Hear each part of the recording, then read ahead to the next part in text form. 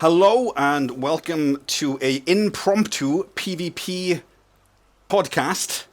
Let's talk about PvP. I'm joined today by the always effervescent, the glorious, the beautiful, the handsomest lumberjack in the world, Shek'shas. How you doing, Shaq? You okay, buddy? Well, I'm doing amazing. Thank you for having me here, man. I'm really pretty flattered about that. So I Excellent. appreciate it quite a lot. Tell us a little bit about yourself, Shaq. Why are you here today? Well, I'm here today, I guess, because people consider me good, even if I think otherwise. And yeah, man, I've been playing this game for quite a lot now, three and a half years more or less. Yeah. And I had a pretty rough start in regards to my relationship to the Ranked community and Ranked itself. And somehow it turned out to be the opposite now since I started streaming somehow. So people have been really supportive, helped me out quite a lot. So I'm quite surprised to hear that because you're probably one of the Yeah. least hostile people when it comes to streaming.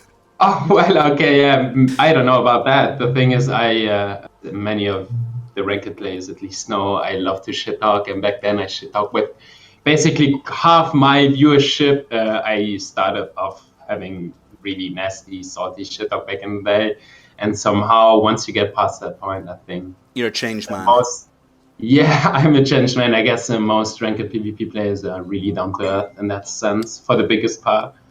So And speaking once about, you, sorry, yeah. go on.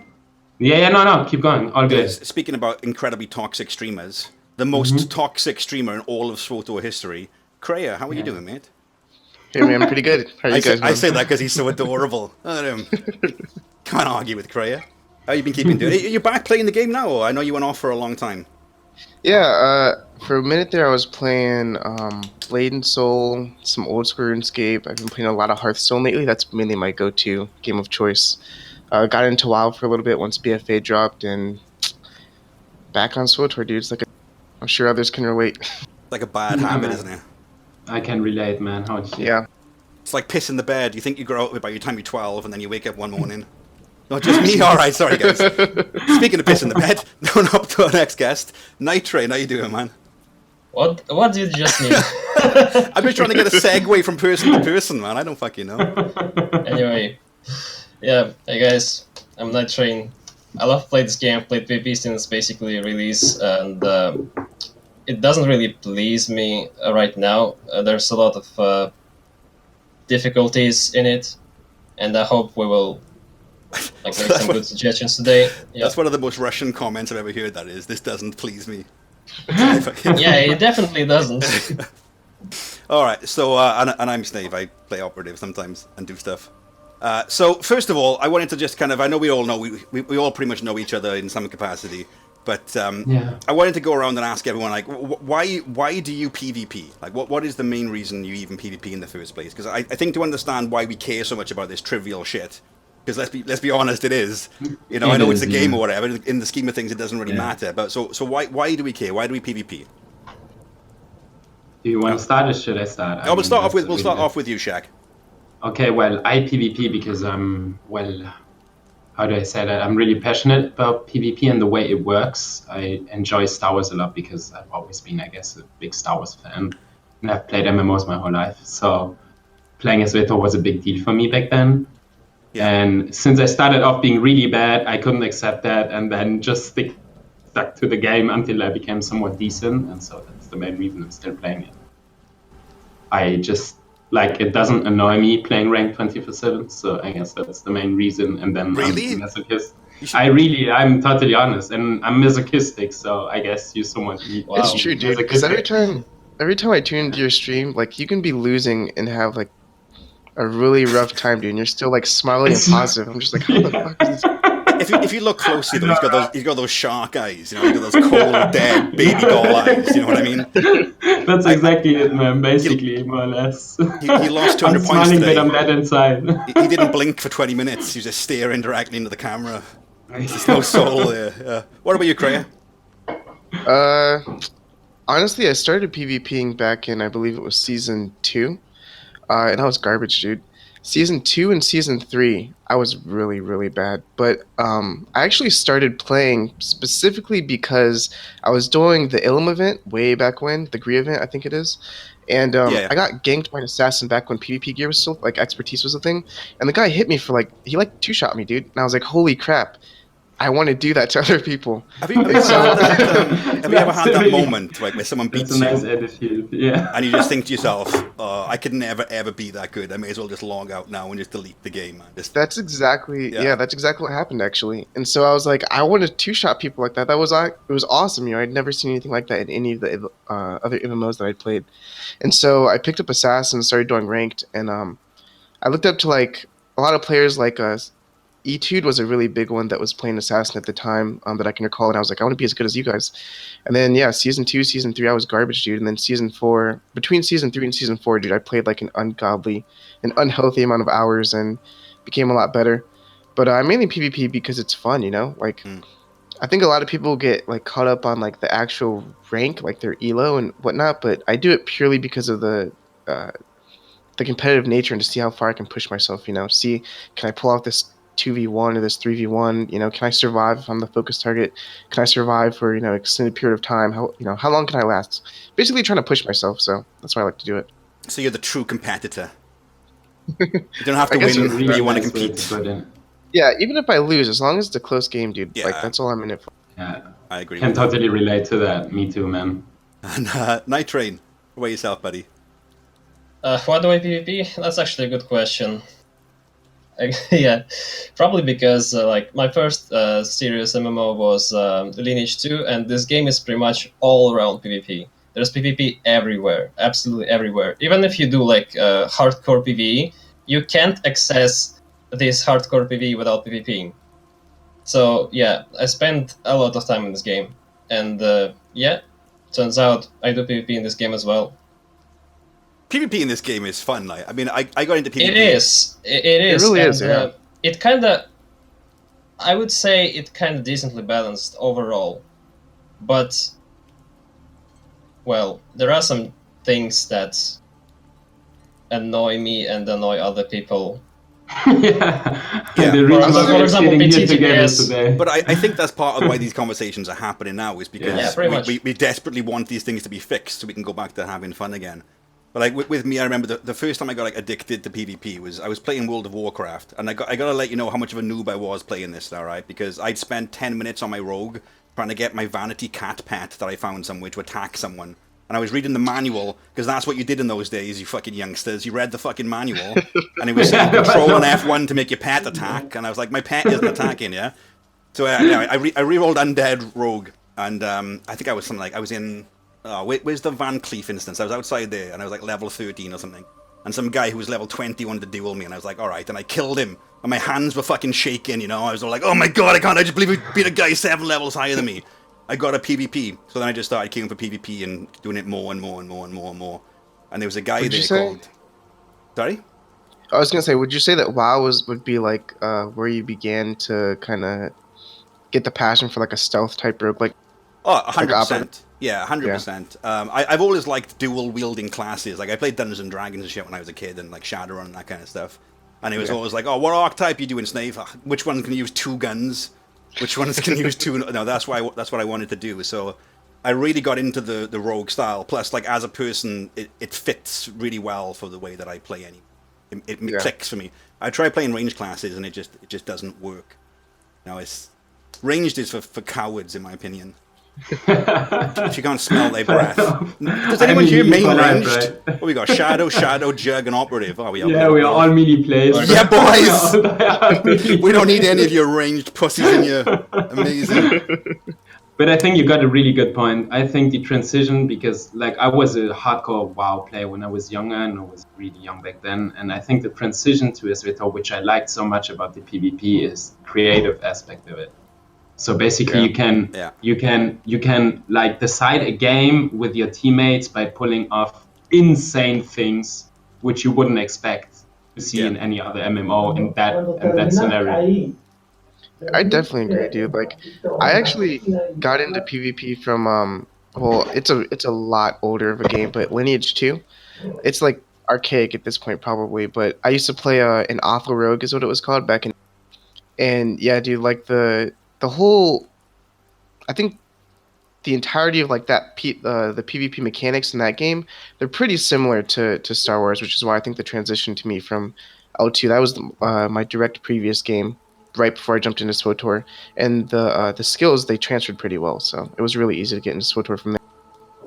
Yeah, I'm glad you touched on that as well, Ninja Shek, because I was going to bring up like what does PvP, you know, as a concept bring to video games, you know, and the community side of things. Because I know when I was playing WoW, I joined this PvP guild. They were called Mean in capital letters, just caps lock Mean. Yeah, and we just super queued, you know, 10 players every day, all day, all levels, all this kind of stuff.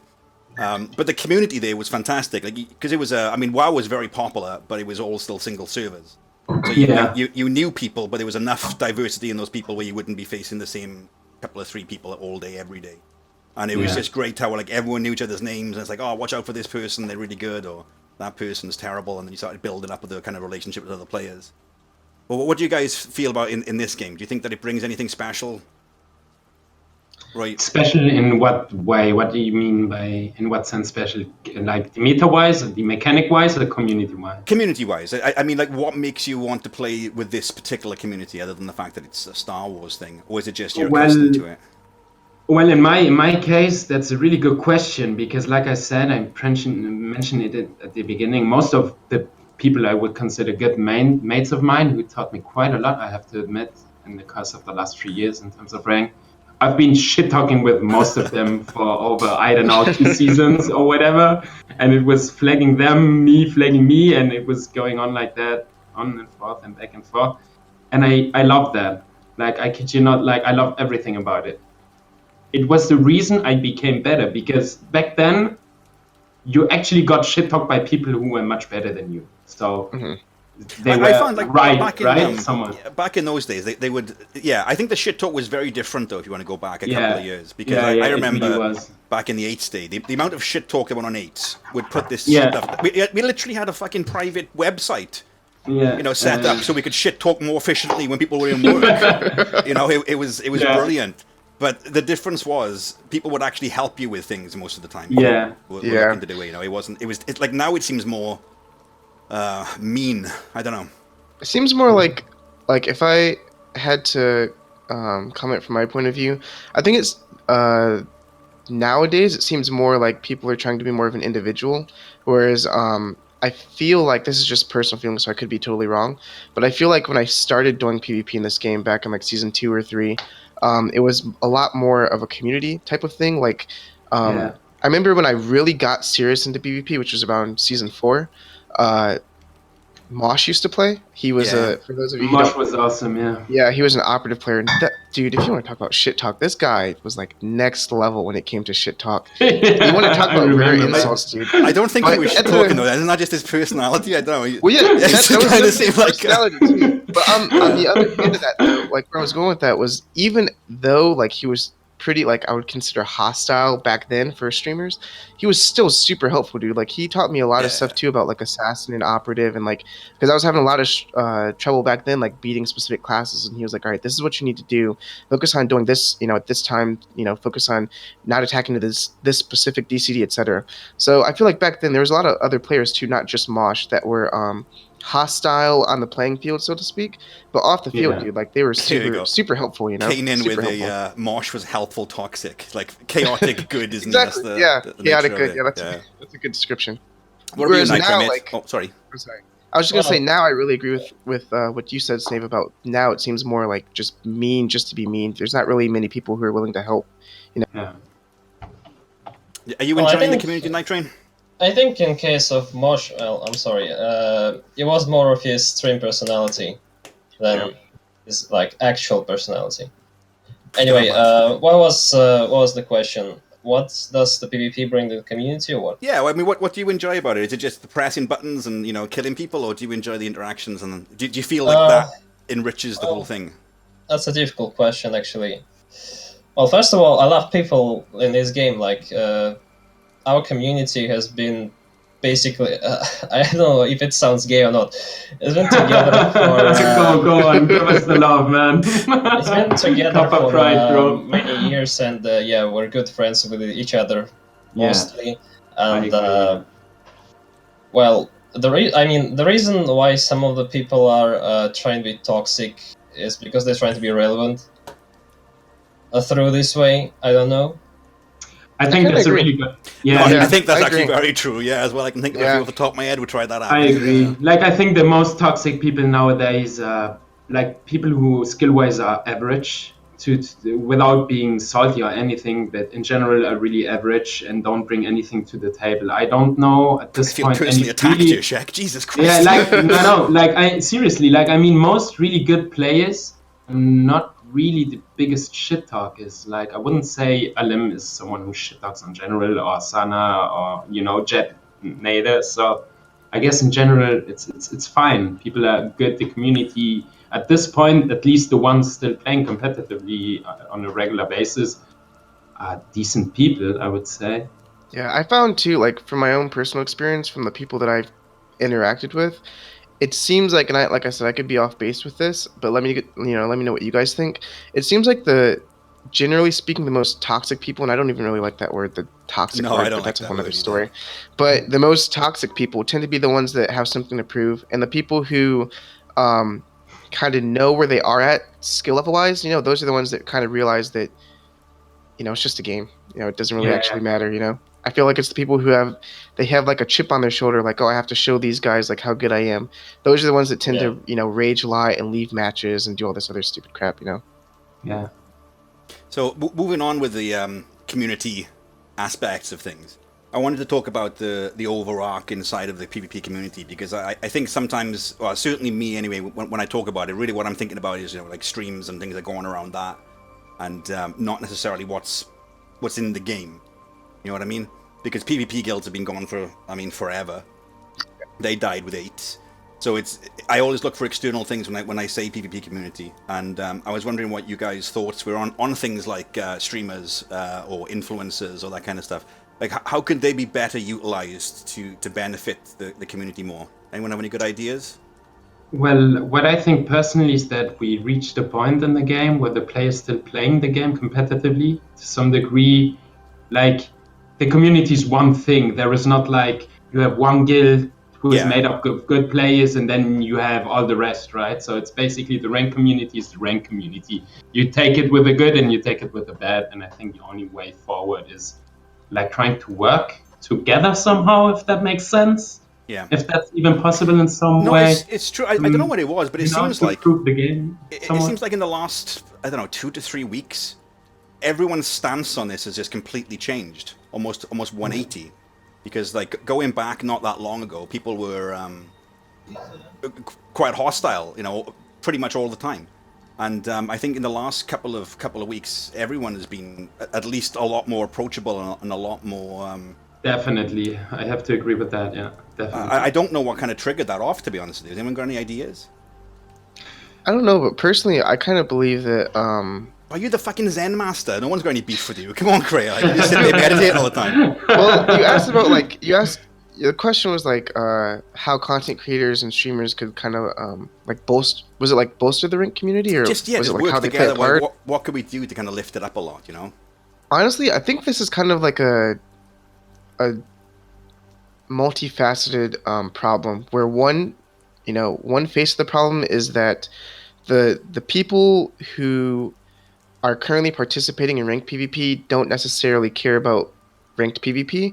There's some people who are just kind of there for the mats. Yeah. And the other end of that, I believe, is that the game is currently at an age and at a state where, due to multiple updates across the years, which you guys know about, I don't have to explain, but a lot of the more hardcore PvPers have left, leaving kind of like I guess you could call it a new generation of PvPers who are, I guess, less inclined to seek out the information that they need to actually, better themselves. I feel like they're more comfortable plateauing with wherever they are, and they don't really, want to go up and above basically. Do you think It's that's kind of more why. of linked into how games are now, though? Because like the popular games now, like your Fortnite and your Battle Royale, Yeah, pick up yeah. and play. What character's OP? This one. All right, here we go. I'm going to log in with this guy and shoot some noobs or something.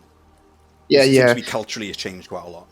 Yeah, for sure. A lot of, I would say, the attention span of the community, not like this specific community, but the gaming community as a whole, Hmm. I feel like has gotten shorter because of more game modes like BR coming out, where it's like you're in and out, and if you succeed, you succeed, new match, start from scratch, etc. Whereas, MMO PvP as a whole genre, it requires you to grind out that character. You need to like just think about SWTOR. Like this is something that you guys and I would say many veterans don't really think about, but something as simple as having, the legacy buffs, that's something that requires time. Yeah, no, it's Time. true. Whereas Yeah. like a new player, they get into that and they're like, man, I need to do legacy buffs. I need to do cruise skills, Datacrons and datacrons. Yeah, so MMO PvP, I would say as a whole is kind of suffering because of the battle royales out there and those types of games. So let I'm me not ask you, sure how Nightrain, content creators can help. what do you think that things like streamers or influencers could or should be doing to help more? If you have any thoughts Well, on I it at all. guess like on a serious side, the main the main idea of the streamer in the community is to help new players, basically. Yeah. Yeah. Um, Yeah. Well, first of all, yeah, if someone comes to your stream, you gotta try to help them because like it doesn't really matter if you're streaming for fun or for money. You want this game, what you're streaming, to remain successful. Yeah. Otherwise, if people will be leaving and the new people won't be coming, you just end up with like few viewers. And yeah, basically that's it. Wow. I kind of wanted to say too, like I feel like BioWare could definitely improve by. I feel like the PvP community is kind of underrepresented compared to people who just want to do like Fashionscape or like PVM. I feel like yeah.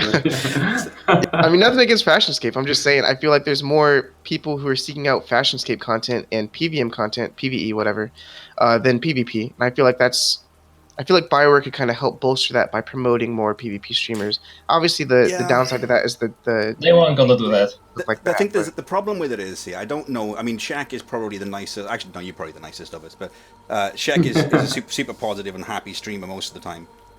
But even a lot of the content he does, I don't think would be applicable to the stuff that BioWare could promote. Yeah. It's because it Yeah. needs to be. I a certain, agree. Yeah, there's too much like swearing. Or maybe I'm wrong. I mean, it's certainly a possibility. But it's like more the swearing and the context and the types of conversations you Yeah. have. Yeah. Probably. I think just- that what you could. Yeah, sorry for No, interrupting. I just think the problem that BioWare has had with this, it's self-inflicted really, because there's ways that you can work around it pretty easily. Like when you hire an actor in a film, it doesn't matter if they were in a previous film that was, 18 rated or R rated, they can still be in a PG film. But the way that BioWare put it across is you have to be the one thing all of the time. And I don't agree with that. I think that if they had reached out, and I mean, I've been talking about this for literally years on stream, if they've reached out to the streamers and said, hey, why don't you guys organize some kind of event, and then we can push that. I know there's loads of people who would have done that. I mean, it's kind of like what I was doing with Mac and Nexi with the URC. Just those types of events could be arranged. I mean, they're trivially easy a lot of the time to do. But And that's my point too, dude. Like you have, when you do those, the URCs, dude, you pull in so many views, even from people who aren't even interested in PvP. They check in because it's unique content. It's not something that's done every day. It's all about the So just by commentators, mate. you have to have personable people, dude, personalities, dude.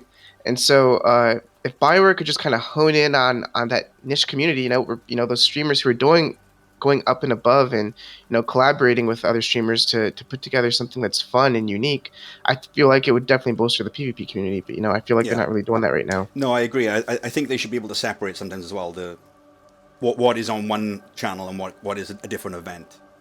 Because I think we've all done different types of content at some point in time. Like if I'm doing a YouTube video, I'm not discussing the game and I'm not necessarily swearing or anything like that. It's just a YouTube video with highlights or whatever.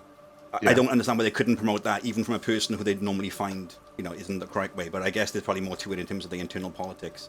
But I mean, even with the influencers though, because those are the people who have been vetted and who are accepted, Is there any reason why they aren't doing anything like along these lines? I think a lot of it comes down to most of them aren't PvPers and don't know how to arrange those events. Well, No offense. to be honest, that has multiple factors, I would say, because I mean, ranked in SVTOR, it's like, I think Krea mentioned a good point. Besides it being an MMO and you having to grind everything with the crypt and learn how your class works and the mechanics and how the meter works and stuff, it's not an easy game to get into. Like, being good at SVTOR in terms of MMO is not easy, man. Like, a lot of people struggle a whole long before they get anywhere to a close, decent level in terms of stunning and how to position themselves and how to use DCDs and stuff. So I think the best we PvP streamers as a whole could do is, like Krea, basically do some decent explanatory PvP videos, you know, for beginners to have a faster curve, like improving faster over time than we had struggling back then. Yeah. Because well, then be the honest, players I new don't to think rank would improve faster too, and I you don't know think people everybody struggled would back have more then. fun. I mean, if you want to go You back did? into it, I know that when the game was a lot younger, so this is before any of the seasons really. Yeah. It was, you would join a guild. The guild would have people in there. Like, I'll give you an example. The one I was in for the longest time was Reality Check. And you had officers in the guild, and then you had a trial period, and then you had class officers. So, like, if you were an operative and you weren't doing very well, there was a person there, like, basically assigned to getting you to not be shit. That was the whole point of it. And I noticed that when that stopped going, you know, it's a bit like PvE. How do you get good at PvE? You join a guild, you do raids, you get better, people help you, you progress on to bigger and better guilds. You know, that's just how it is. But without that kind of infrastructure on there, it's very difficult to get going. Plus, I think when they nerfed leveling, so like leveling now is, I mean, I leveled a sniper, I pressed 2 buttons the entire time, like suppressive fire and probe, and I leveled 70. Yeah, the leveling is so easy. Yeah. I have no idea how to play sniper. I don't even know what the DCDs are. But I don't think I died or anything at all. So I think that could do with a change as well, to be fair. The vanilla leveling was actually pretty good. I remember I was actually struggling on elite bosses. Oh, back in vanilla, yeah, man. I was stuck on Alderaan for ages. Tatooine, sorry. Yeah, well, I was using tank stance on my DPS shadow, but classic still. Nightrain. No, but it's like everyone did that stuff, didn't they? I mean, I remember I guess operatives stacking aim because they use a rifle. Yeah. I mean, if you think about it, it makes more sense, doesn't it? Just aim is what you use. That was cannon. The good old days. I remember man. that, yeah. Before mastery, when Yeah. making stupid mistakes like that. That was fun though. Dude, we need like authentic noobs again. The noobs make the game what it is. You know? That's true. Holy shit. So what about things like guides then? Because I know from my point of view, I've done a fair share of guides for PvP or specifically for operative in most cases. But I know that when I was looking to get better at solo rank, it doesn't exist. There's just no way to go. That's the point I tried to make exactly, because that's why I really like got inspired by Krea's content too, because I saw his YouTube video and thought, man, that's a hell of a good idea.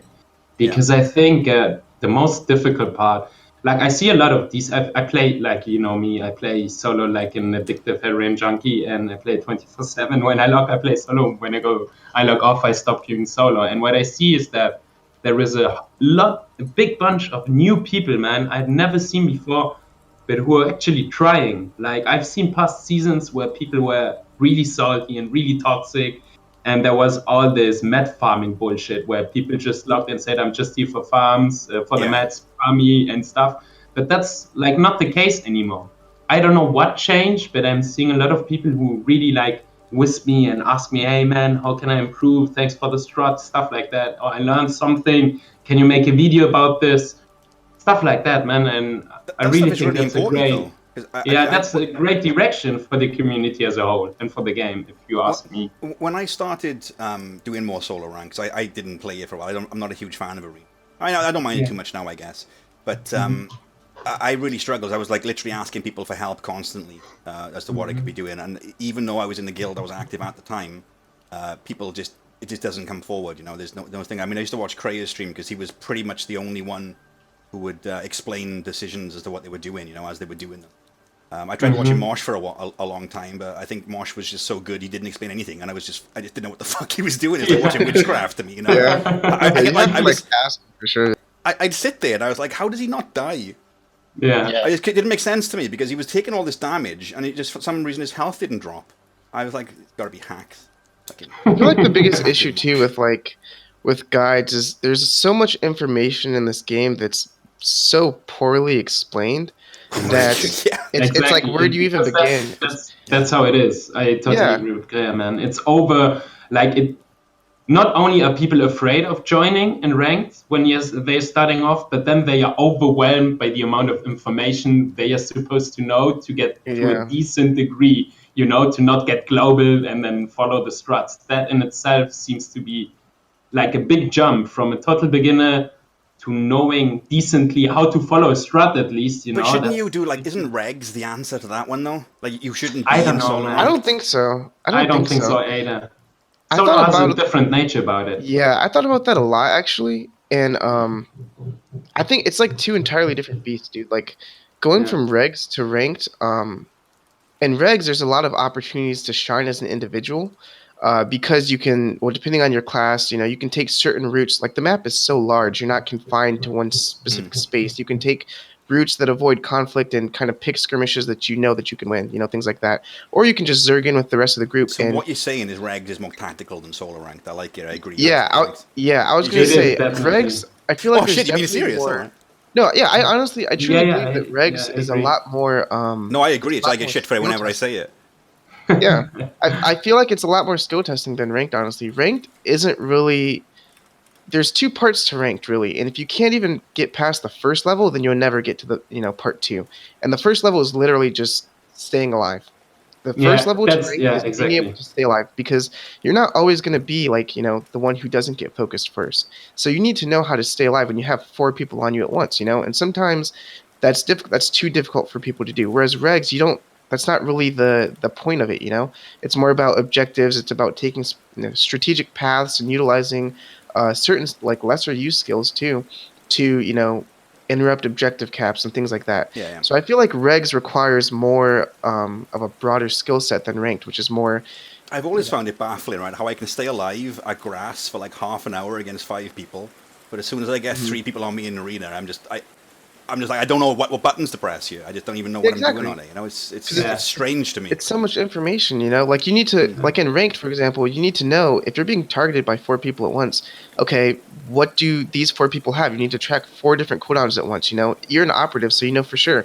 If there's like multiple mercs, you need to you need to be keeping a mental note. Okay, has he thrown out his net yet? Has he thrown out his net yet? Have I been hard stunned twice? You need to kind of keep track of all this stuff at once. Whereas regs, there's so many other teammates to help you in a pinch that you don't need to process all of those things at once, and you can focus more on like the mechanical skills if you're of playing your class well. If you can't even like survive in ranked, you won't even get to the mechanical skill part. It doesn't matter if you can't live. So I know, Yeah, that's it's that's a kind good of point. that's kind of why I think that ranked, like 4v4 ranked as a whole, is just kind of like an archaic system. But that's another talk for another time. Maybe. Well, I mean, staying on topic with the whole thing about how people get better here, because this is something which is very. I don't say that I'm passionate about it, but I think it's incredibly Mhm. important and often overlooked. Is the whole guild aspect, because this game to me hasn't had anything guild related wise for, well, I mean, since what, 2014 or something, when they sucked out eights and all the guild died, and I think that's a huge problem, and I believe that is the fundamental issue that people have in getting these systems going. Because back in those days, you had a guild, and even if they were different guilds, you had respected players in each of those ones, and you could contact them for advice, or you could join them for advice. There was always some kind of support structure for you, which was in-game, visible, observable, team play. You could work together on voice comms and that kind of stuff. And I just don't think the way the game is now encourages that. Because I mean, if you're Yeah. on voice comms in solo ranked, you're just being a bit of a bell end. If you're in team ranked, then I guess you can get better that way, but you're probably gonna get farmed by the top teams. And in regs, you're gonna dominate anyone. If you're in a group of 4 or 8 with voice comms in regs and you're losing, give you balls a tug. There's something not right there. I honestly believe that if they had the current guild infrastructure that they just added with, was it 5.10, right?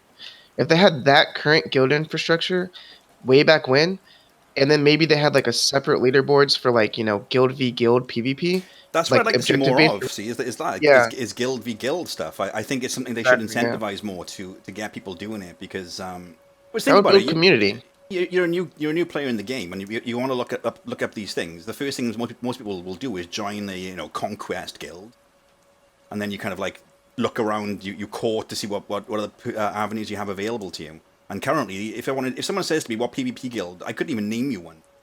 I just couldn't. I'll just say join Shop My Wookiees because they do stuff.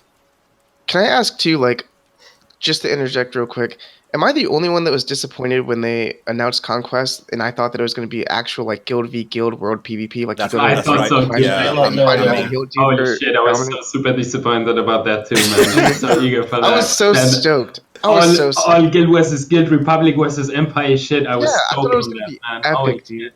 Yeah, I had the same thing when they did Iocath, and they were announcing like you're going to have these daily quests, and you can swap factions, and you can go in robots. I was like, oh my god, this is going to be like some kind of massive open world PvP with different robots. No, it's just 5 dailies, and you can be a mouse bot once.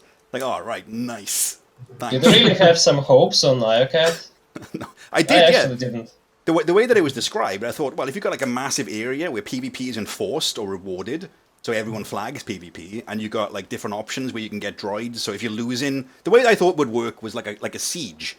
So my team's attacking, if your team is losing, it activates like robots you can use to get back in the fight. That would have been so Well, if awesome. they make this in current state of game, well, not in the current state of game, I mean, with this game engine, it's gonna lag like hell. Yeah, Pretty much the like, performance. Yeah, that's the other issue, the engine, yeah. It's not much too the bad same now, though, is it, for World section PvP?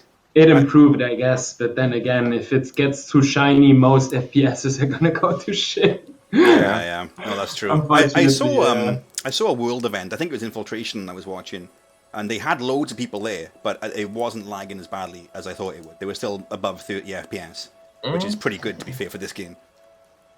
Yeah. I'll say too, like Conquest sort of has.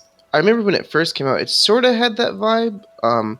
Where you go to, like, when you're capturing, what was it, like, you need to kill turrets and stuff on certain planets. Yeah. And there would be world PvP, like, there would be, like, a guild killing the PvE monsters while another guild from the opposite faction is killing that guild. And then it was, like, a PvP versus PvE type of thing going on. That was actually pretty cool. But I'm not actually sure why that died down. Maybe, I don't know, there's less incentive to do it, mainly because the Conquest rewards aren't really rewarding, so. I think a lot of the time with PvP stuff, there's a bit of a gap, because a lot of players just don't want to do PvP. They don't want the conflict, you know. They don't want someone to teabag them or whatever it is. They kill them, you know. So that they don't want to do it. So, and especially seeing as this game is so solo player driven, like I go on the forums and there's literally 100 posts about when is Kira coming back. I'm like, yeah, this is insane. But I think it's partially because of this is Star Wars, and the playbase overall is kind of older than in the most of That's true.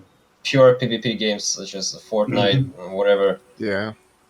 Just as an example, and they just don't they just don't want to conflict as much as the younger people do. ironic. And that probably It's ironic. It really is. Holy shit. I'm feeling old right now, man. Considering, yeah. There's definitely the efficiency mindset too. Like I feel like generally speaking, most PvE players tend to be a lot more efficiency driven. Like I need to accomplish more in the period of time that I have while I'm logged in than not. You know, whereas PvP is more of like you're waiting around, you're waiting around for maybe like 5-10 minutes for a pop, whatever. You know, and a lot of people are just standing on the fleet, they're not really doing stuff in between. So I feel like the efficiency mindset too kind of, creeps in and makes PvE players less inclined to do something like PvP, which is like a waste of time if it's not for mats. Yeah, I agree. So with regards to the devs then, because there's been an uptick recently, isn't there? I'm always quite cynical about this because whenever it's like pre-expansion time, all of a sudden it's like, hey guys, jazz hands, community management's back, give us your feedback. You know what I mean? I know, right? I'm a bit cynical at this point. But Mike is the new boy in the hood, man. Yeah, we believe in Mike. We got to give Mike a we nickname believe in as well. Mike, man. I don't know what nickname to give Mike. We do like some kind of thing in chat, Mike Bradley. I would just call him Mike and Bradlers. But how do you think Mike the devs... Mike B. Yeah, with the B emoji. Mike B. I love it. Yeah, All Mike right. B with the red B. I love it. Or McCab. Yeah, all right. How do you think they can integrate with the community, the PvP community better? 'Cause I don't think they do anything at the moment, do they? Well, the thing is, we were a bit left alone. Sometimes as a PvP player, I feel like they took us all the PvP players, put us on an island and forgot about us, basically, and then survival of the fittest, more or less, something like that. I think that the first change is the obvious one, would be explain to the community how the fucking matchmaking works and make changes to the meta and more often and more regularly. I mean, it's been, 2 years now since the biggest changes in general. Like we had the changes on tanks and on healers, I guess, which were not bad. That's, I guess, one of the good points we should point out. All tank specs and all healer specs are viable in solo rank. You can play them all. If you're decent enough, you can win with them all. I think that's a great thing. And why not do that for all the DPS specs too? To even out, the gap in terms of matchmaking. Well, in my opinion, the only problem right now is the BT. Yeah, well, among others, I wouldn't say it's the only one, man. Did you say Well, you PT is a can huge play problem, other though? classes. Like You can, but it's really, really hard. I mean, it's like, let's say you end up in a 4 versus 4 and your enemy team got a Merc, a Mara, and you end up being US Sin, let's say, and you end up with the Jug. It's like the probability of you winning that is already decreased. That's more of a matchmaking thing, though, isn't it? That's not necessarily... Exactly, that's a matchmaking thing, but the matchmaking is due to the classes being underperforming. Well, like if you go in with the thought, you know what I mean? If you go in with the thought saying, well, I'm a Sin, I'm squishier than a Mara or Merc, and you're a Jug, and our DCDs mechanic-wise don't perform as well as our enemy teams, then statistically speaking, you lose more than you win. In regards to that, but wouldn't that be impacted on the rating though? So like, wouldn't the PT be lower rated, so therefore face worse players? Yeah, that if the matchmaking worked. If exactly. matchmaking worked, yeah. Exactly. Then and that depending on the amount of players in queue. But then again, I think the amount of players increased quite a lot. I mean, I might be too optimistic on AF here. Correct me if I'm wrong, but I get the feeling that the player pool itself, at least on Darth Malgus, man, I can log in at 9 a.m. and can get solo pops all day long. I don't remember a time in the past I think year to season 5 maybe where that happened, dude. I think the last time there was that many people in the queue was just Mero with his 20 bot accounts. 24/7 pops, boys. Oh, God. All right, so does anyone have anything specific they'd like to see the devs do to better communicate with us? Or are we okay with forum posts and that kind of stuff? Well, no, I think... go ahead. Okay, go on. Oh, you go ahead, Nightrain. Well, so I think they actually have to pay some attention to streams when it comes to ranked, because you can't really judge solo ranked and team ranked based on forum posts. That's absolutely insane. That's another, Did you see what they write in there? It's bullshit. I've got some of the top man. ones on here. I tell you, my favorite one, Christ. there's that one guy who's always like, give us 1v1 queues. That always comes up. Like, do you understand how bad that would be in this game? It's not even remotely balanced. Yeah, man, that's a good point, actually, Nightrain. You realize when you read the forum posts that a lot of those players, like writing comments on related to ranked topics, write in a way that they never seem to have played ranked ever. Yeah, pretty much. Or they just like that's absolutely. I don't know where that comes from. So that's really a strange thing. I agree. I wouldn't necessarily say that 1v1 is a bad thing. You just gotta balance the game and classes. Around what? 1s, 4s, 8s? No, I mean, so there's at least a small chance of one class killing another. Not like a PT and a Merc right now. I don't know, man. I've done loads of dueling tournaments, and the amount of rules that I've got to put in place and bracketing that I've got to do to make it even remotely fair is yeah, I agree. So yeah, it becomes longer. You know, every it patch requires is longer. a lot of work.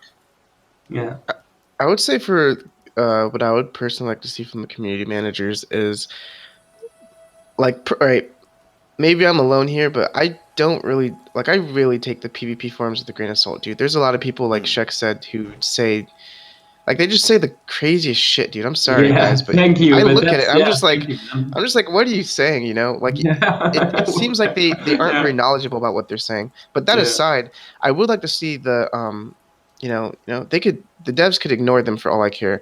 At least kind of. I feel like when players have inquiries about how certain mechanics work within like a class or whatever, or in PvP, I wish that they were more open about sharing it. Like a lot of other games, the developers are so much more open if you tweet them, or it doesn't have to be on their forums. Yeah, and they'll be, if you ask them a quick question, if it's easy for them to answer, they'll answer it really quickly. It's almost impossible to get a hold of any of like the main developers in this game, even on Twitter. And on top of that, like it's like they hide who are developing PvP and balance changes and etc. Like we have like Yeah, they shouldn't do that. See, I tell you what, Yeah. you just reminded me of something that I talked about a long time ago as well, which is, oh shit, what was the guy's name? There was the combat dev did a stream. Alex I Modney? can't remember. Yeah, Modern. I That's don't the remember one. either. That's the one. And I'll tell you, this is why they don't do it, because just remember this now. So Alex Modney did a stream with Eric Musco where they were doing regs, basically, yeah? And what happened was, Alex Modney is clearly not someone who wants to be in front of a camera. Because not everyone does, and there's nothing wrong with that whatsoever. And if you guys think, playing PvP is exactly the same when there's literally like over 1,000 people watching you, it isn't. Especially if you don't even want to be there in the first place. So chat was just abusing this guy like non-stop. Some guy ripped a video and I put it onto YouTube like how bad is Modney, and he like did a breakdown of the times he pressed the wrong buttons. Like, oh my god, he just taunted a healer. What a scrub! How can you design PvP when you taunt healers? We're like, oh mate, cool your nips. Like the guy's. He's under a lot of stress here. Musco's asking him questions as he's playing, and he's trying to broadcast it, and he clearly doesn't want to be there. But I think that's why we haven't seen more of that, because when the one time they did it, we shit all over him. I would agree that, but see, I kind of feel like you don't have to actually be good at PvP to be able to analyze what the data is telling you, because they have a ton of metrics that we as players can't see. You don't have to necessarily be good at performing to be able to analyze the metrics and say, okay, this is what needs to happen. Let's bring this down a couple notches. Let's bring this up, etc. And I wish if they could just give us insight into how they interpret their metrics, so that players who are, I would say, more mechanically inclined and who are able to perform well with that class could say, hey, look, this might not be the best idea. Like, the perfect example of this, I would say, I can't speak for other classes, but I would say for Assassin, Elanus, I don't know if you know who Elanus is on the forums. He did a ton of theory crafting on the Shadow Assassin forum, a ton. Like his work is unprecedented. I've seen very few people who have done as much contribution to Shadow and Assassin theory crafting as Elanus. Yet it almost feels like they almost never consult with people who put in that effort, like Elanus, to say, hey, this is what we're planning. What do you think about this? It's kind of like they just kind of assume that they should have some kind of program, like where you have a class representative who gets questions and then asks them to the devs, and then they go back and forth. Does this sound familiar to anyone? Yeah, well, the main downside with that though was that the idea was solid. The execution was the terrible. idea was good. The execution was more of a popularity contest instead of because Not if you even had that. people Not who were as knowledgeable as Elanus, who knew all these crazy things about how the actual abilities work and how you should basically be curating your stats to best fit your abilities as a class representative, that would be like 15 out of 10, dude. Like, big thumbs up if you had people like that. But how can you find these people right now? Well, see, that's like the thing. one or At two of this them. point. Yeah, Well, at this point. but I mean, it's still possible. The problem with it was when they did the whole class rap thing, because operative class rap. What they did was they allowed you to ask 3 questions, but there was no follow-up questions. And if the question was misinterpreted or misunderstood or whatever it was, that was just the end of it. And I know I joke about I asked 3 questions. I was told my questions were too long, so I had to well, that's really unfortunate, man. I had to whittle them down, and they didn't even answer 2 of them. I'll tell you my favorite question that came up from the class rep program, by the way, and this isn't a joke. It was the sorcerer class rep asked them, when can we have left-handed lightsabers, because my sorcerer is left-handed and it breaks my immersion. Oh shit! That was actually a question. Can we have a reverse grip for jokes, please? I think the Jug one was actually pretty good. The Godars was the Mara one. I forget the rest, but I think that was a good idea. But I mean, maybe I guess that's somewhat on us as the community to take over that. Because I remember, I can't think of the name's guy. It was a French guy. He came in my stream one day and he was talking about the whole the concept like noblesse oblige. I'm sorry if I butchered that one there, Shaq. I know you speak French, don't you? Yeah, I do. Yeah. All good. Can you say it properly? I don't know what you meant by saying it basically means that those who can should, or those who are in a position to help others should. Okay. Yeah, I'll just Google it for you. It's an unwritten obligation of people from a noble ancestry to act honorably and generously to others. Okay, the idea behind it was if you have all your stuff together and you know what you're doing, you should be obliged to go out your way to help other people. To help the community. Yeah, and I'd never really thought of it before that, because I was just, I just wanted to stream and call people bell ends. And he was kind of saying, like, people come to you for this kind of stuff, and you're almost like honor bound to do it. And I started doing a lot more content based on the back of that, just because I did feel like, I mean, even when I just stopped streaming now, recently I've cut back a lot. I felt terrible because I'd look at the directory some days, and I'm not taking shots here, but there's just no one to watch. There's nothing going on. You know, I wanted to watch Star Wars, and there was nothing there. So when Shaq turned up, I was like, oh, thank fuck for that. I got someone to watch now. Well, thank you, man. But yeah, how do you guys feel about that? I mean, I mean, obviously, I don't think the community does that kind of stuff very much. Otherwise, we wouldn't be having this conversation. I can only really speak from like a personal standpoint on this, but I used to be really a really big proponent of that actually, of like, you know, if you're able to teach people the knowledge that you've gained, to go ahead and do it, you know? Like my philosophy back when I was like, I would say the most active in the game, was that if I could help another player and get, you know, basically at the end of the day, if I could bolster the PvP community and get more people actually playing and wanting to participate in ranked, that you know, ELO would work, you know, and the ranked environment as, you know, in general would be better. You know, if you have the community, if you have the player pool to pull from, ELO is going to work. And so I was always trying to do literally anything that I could to get new players into ranked. I did, you know, I tried to do multiple guides. Whenever I would stream, I'd try to like, you know, break down, okay, this is why I'm doing this, you know. It's, you see a lot of people doing PvP and just doing like what seems like crazy shit, and it's like, why are they doing that? You know, they don't actually break it down. So I would try to explain that. The biggest issue, I even did like a huge group ranked event, which I don't know if many of you remember that, but this was, I don't remember what season it was, maybe 5 or 6, I don't know, where a ton of people, like, it was back when they did 90cc transfers, if you remember that. Oh, yeah. And a ton of people moved to, I believe it was Harbinger at the time. And we had literally, like, not even bullshitting, like 20 teams in queue. Yeah. We had like 20 teams in queue for that event. It was insane, dude. It was great because you had like new teams facing new teams, more experienced teams facing more experienced teams. But what ended up happening was, like, as the night dwindled on, you know, the more experienced teams were farming the other teams basically, and then everybody just kind of wanted to leave queue.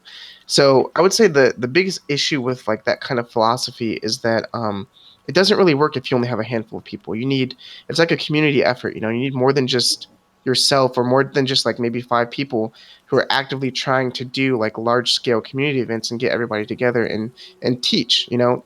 You can't really run a school with like 3 teachers or 5 teachers. You need a whole community. You need teachers, you need principals, you need all this It stuff. takes a village to raise a child, Krea. Exactly. Yeah, exactly. Exactly. And so like, I'm not gonna lie, like I love helping people. Even to this day, I still get like a ton of messages on the SWTOR forums, which is interesting because I didn't know that people actually still like private message on the forums, but they do.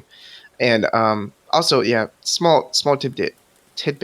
I really wish that they would update the forums in general, dude. Their site needs like so much work.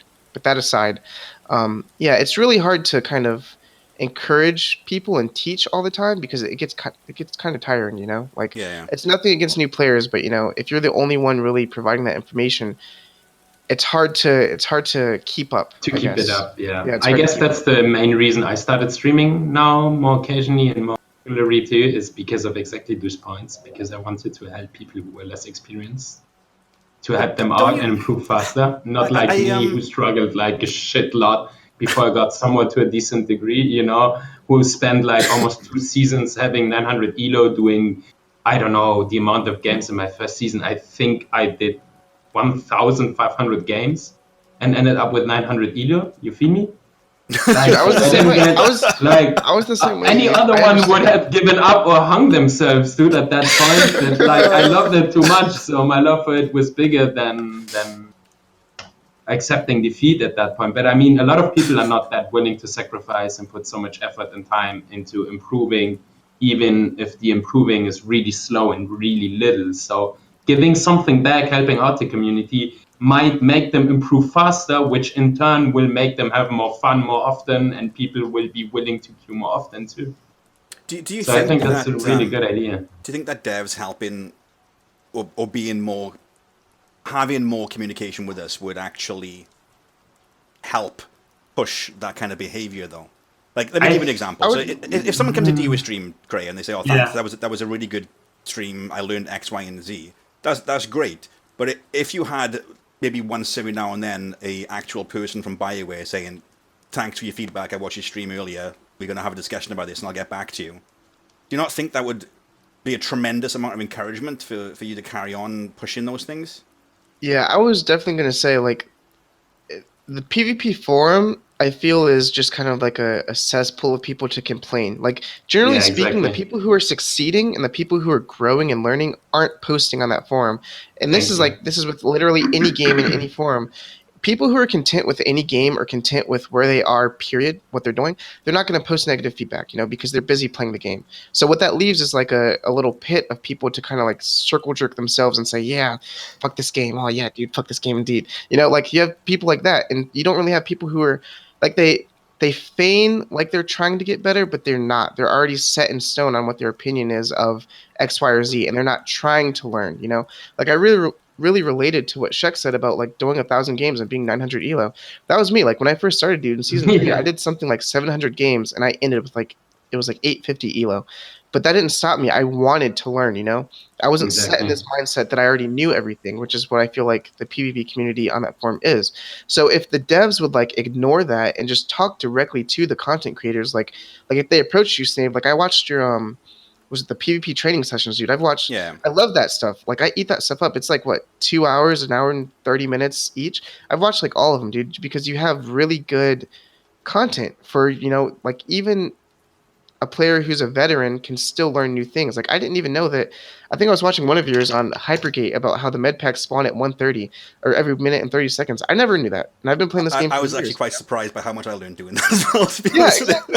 exactly, and that's my point. You have people who are like this type of information is useful to everyone. It's not just new players.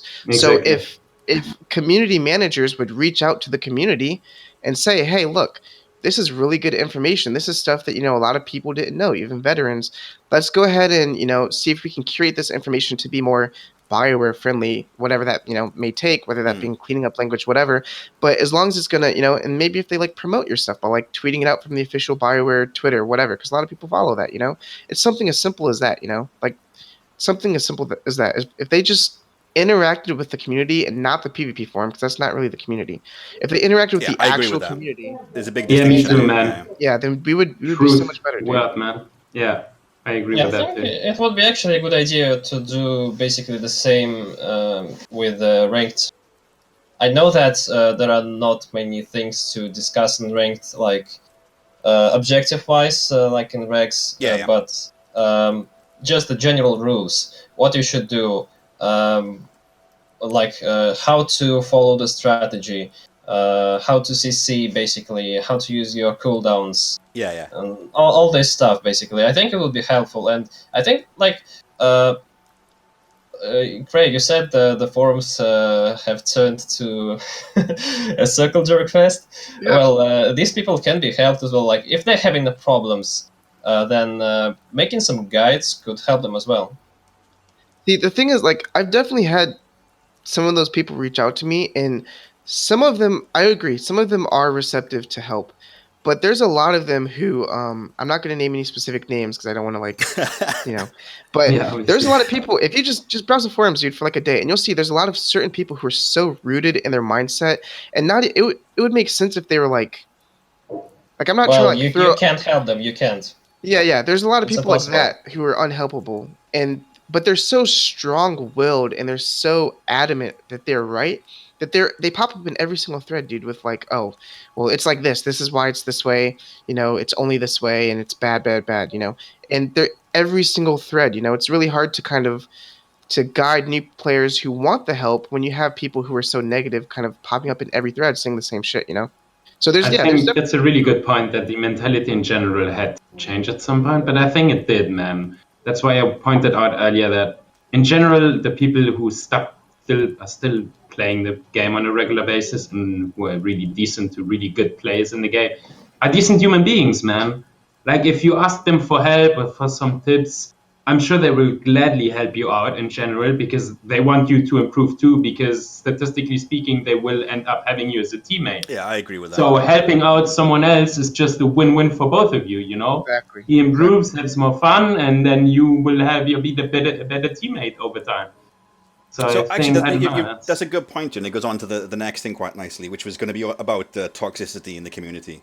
Because, like, from my point of view, I understand what toxicity means, but I feel like that word has been used I hate that so word, many dude. times and in so many different ways. Yeah. It's just lost all meaning anymore. It's like you disagree with someone, you're toxic. You point out a mistake, you're toxic. You know, These are the it's just specials I play. everything is toxic, and it's been replaced then with this like new brand of what I would call toxic positivity, where you ignore everything apart from the stuff that you believe is the thing that you think, Yeah. and it's the same fucking thing. You're just doing it from the opposite side. I mean, it blows my mind. People can't even realize this. But do you feel that this community is like especially toxic?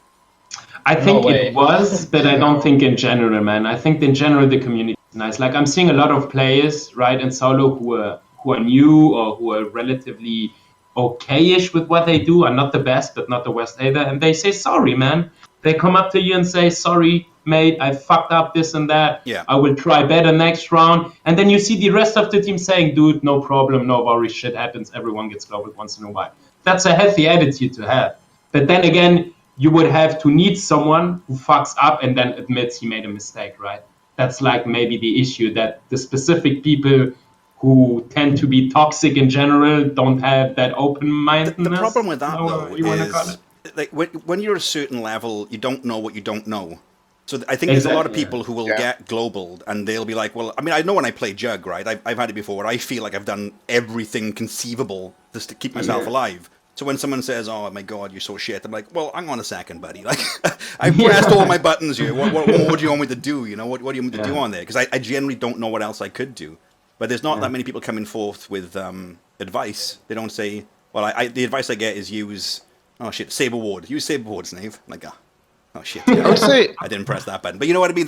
There's not really much help coming in. It's more just Honestly, like I watched your streams. Sometimes you actually forgot to use a saber word. I never use Saber Ward. I always forget Saber Ward, mate. That's Yeah. that's why I mentioned it. You know. I had to Regarding change toxicity, the I hate- keybind. I hate that word, dude. Toxicity is it's like you said, it's lost its meaning because it's just thrown around like so much. It's like, oh man, you didn't use your taunt, you're toxic. Like you didn't tie your shoes, you're toxic, bro. Like, you know, stupid stuff like that. Like my biggest issue, like I kind of want to use this kind of toxicity subject to kind of dispel. I feel like there's I feel like there is this notion that has gone around for years now, actually, and you see it all the time on the PvP forum, that there's like some type of like secret club, like Illuminati, like high level community circle jerk club, where everybody's just sitting in like a TeamSpeak or a Discord, and they're just like, oh yeah, dude, that top 96, oh it's so good. Oh yeah, top 96 Mario, oh that's so good. Like no one's doing that, dude, and they. I I feel don't like know, man. What Discord are you on? That's definitely happening. I feel like a lot of 100% people, happening. Yeah. I feel like a lot of people they kind of project what they believe the high level community would be like, because you know, with like as far as elitism goes, and I only bring this up because like it kind of ties into the toxicity thing. A lot of people are like, oh yeah, you know, the top 96 players are so elite and they're toxic and all they care about is winning themselves, blah blah blah. Okay, a lot of the people, I'll say this, a lot of the people who are good at the game, regardless of whether they're top 96 or not, know that they're good at the game, and those are the people that you want to hang around, dude, because they're just cool. They don't care. They recognize it's just a game. They recognize if you lose, you lose, whatever, bro. Like it's not a big deal. The people who are like toxic and the ones that are like I've generally found that the people who are projecting that the elite people are the most toxic are the ones that are the most toxic themselves, because they don't, like Snave said, they don't really know what they don't know. So they assume that they're doing everything right, and therefore, because they're doing everything right and they can't succeed, that everybody else who is succeeding is cheating. You know, everyone else Exactly. who's Oh, not man, me, that's they're a perfect. cheater. Holy shit! But I couldn't. there's a slight That's a problem really with that good one. point. But I'm not saying, I'm not going to say that there aren't people who cheat in the top 96. I'm definitely not saying that. But I am saying they're so stuck in their ways that if I'm shit and I'm doing the best that I can, then anyone else who's playing the same class as me must be cheating. You know, there's a lot of that going on. Yeah. That is what I believe is actually toxic. It's not the behavior of the players; it's the mentality that goes on. That I agree with I understand that. where you're coming from, but That I think feeds that the beast. problem with that is what you just described is like objectively happening. It's not like It's a debate happening, or yeah. opinion. It's No, it's it's a fact. I 100% agree. happening. So Yeah, it's totally. difficult to kind of like agree with that point when I know that it isn't correct. See, well, the thing is, like, okay, for me, the reason that I find it so difficult, this is kind of touching on a previous point, to get back into the community and like do like the whole teaching thing and whatnot again, is because there's so many people who, I mean, that I've personally, you know, witnessed, that are so set in the ways of XYZ all these people are cheaters basically because I'm doing Yeah. the best that I can. I can't be better. So there's nothing that you could Well, that's teach me. definitely You're just happening a as well. cheater, Yeah, you know? I mean, Yeah. I That's think they why I both think are, that's but why. there are people who are either exploit. I mean, that's one of the big topics Yeah, you're going to be talking about there's now, isn't it? So there's definitely people who are doing that. I think that's a little bit off there. But speaking of the next things, we've got the feedback to go through because we've gone through a recent kind of like neogenesis of community management on the forums where they've been posting. So we got Mike B has been dropping them threads in, asking for feedback and all that kind of stuff. And from my point of view, I have a real problem, and I try to be unbiased with this, but I have a real problem reading those threads because, in my opinion, BioWare's photo are in a position of bad faith, where they've asked for this every single year, and they've done nothing with it every single year, and they're doing it again now, and I find it hard to kind of think. Mike B, nice. I find it hard to think they can actually do anything this time. It'll be like another 12 months and we'll be having the same conversation again and they'll be asking for feedback again. I mean, is there a way? How do they correct this? Stop asking for feedback on the PvP forum. Exactly. Where'd you Well, ask yeah. them? First No, of all, that's literally how they correct it, dude. Just do the class forums. Those are a lot less hostile than the PvP. Yeah, The and it questions would they're make asking, so though. much more sense to post just on the class-specific forums, like especially when talking about Or changes and stuff. or even like just jump to 2019, dude, and use Twitter. You know, I Yeah, know a lot of like people still don't yeah. like Twitter, but even that, there's so many game devs doing that. Like, why are they not? Yeah, There's a lot of ways that they can improve communication. They just choose not to. yeah, but that's kind of my point. You know, is they're in a position where they've had ample time, opportunity, and the evidenced feedback that they've ignored. I find it difficult to kind of take it seriously. Like this is the example because it's the easiest one, right? It's the freshest one. 5.0 Mercs. I did a podcast with I think you were there, Nightrain, weren't you? I'm not sure. But there were some people there. I don't think so. We were talking about the changes coming in 5.0, so all the new talents and everything else. There wasn't a person there who said Mercs won't be insane. Wasn't a person. I went on the PTS forums. There were threads on there. Mercs Yeah. are insane. Mercs are insane. I remember that one. Can I say? Yeah, before 5.0, I actually tested Mercs with my old friend in this game, Azio, you might know. We actually went on the PTS and tested the Merc against the Marauder because the Marauder was so OP against Mercs before 5.0.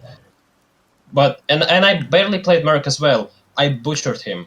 I absolutely destroyed him, and then we went on PTS forums and explained everything that's going to happen, and it happened.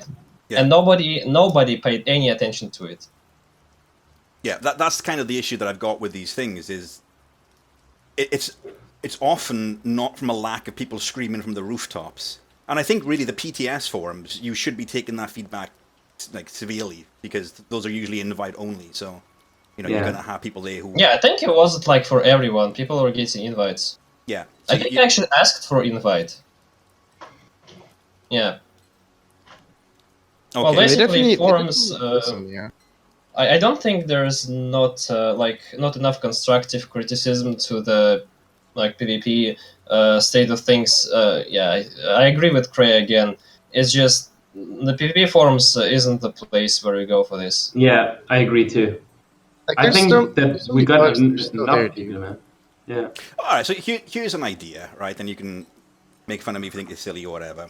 But why don't we just start our own feedback forums? So if you just do a Swotal PvP Discord and then have it moderated relatively strictly, and then devs can... Yeah, you know what I mean, you know, just try and keep it on track. We don't want any inappropriate stuff on there.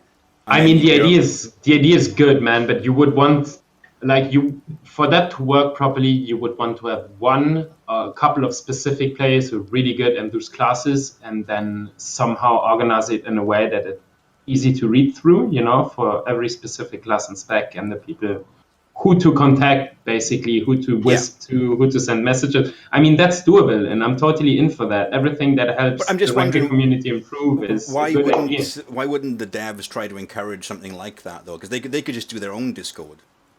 I mean, I don't want to be like the pessimist here, but part of me feels like maybe they just don't care. Like, Yeah. a good example of this. Krea! Really? I mean, I'm not trying to be pessimistic, dude. Which is rare for me, but like, perfect example of this. Okay, Commando, the Commando Electronet goes through Assassin and Shadow Shroud. This has been happening for years. It doesn't And work roll. for the Mercenary one, but the Commando one goes straight through Shroud. Yeah. It doesn't resist it at all. On top of that, so I feel like, but it's such like a niche bug that like if it's not like affecting to them, a majority of the player base that makes the game like unplayable, then I feel like they don't care. On the flip side, I remember when my friends and I discovered the low slash bug, if you guys remember that, where you just the 30 meter was one. yeah, when they first implemented 30-meter low slash, and then that bug where if you took some like it was such an obscure utility, like the extended route on force slow, it would make low slash just chain cast over, and even if you're in stealth, just chain stun people. And so that obviously affected Warzone, like regular Warzones. It affected ranked Warzones, all of it. People were using it in like team ranked. When back when I used to queue with clickers, like way back when, people were using it there. Just it was mainly for fun. Like it was funny. We didn't really care. But the point is, it affected such a large portion of the population that they got that fixed in what, a week? Actually, it was like 3 days, 3 or 4 days. That's a game-breaking bug, Yeah. isn't it? Let's be honest, that's different.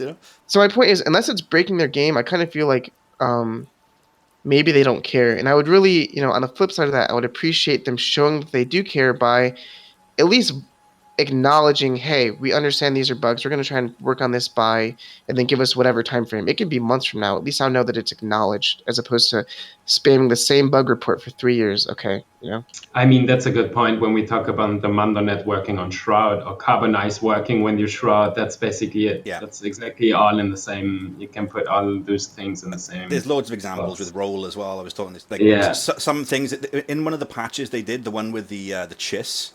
Yeah. That broke roll with knockbacks. So now like any like an AOE or conal knockback will work through roll.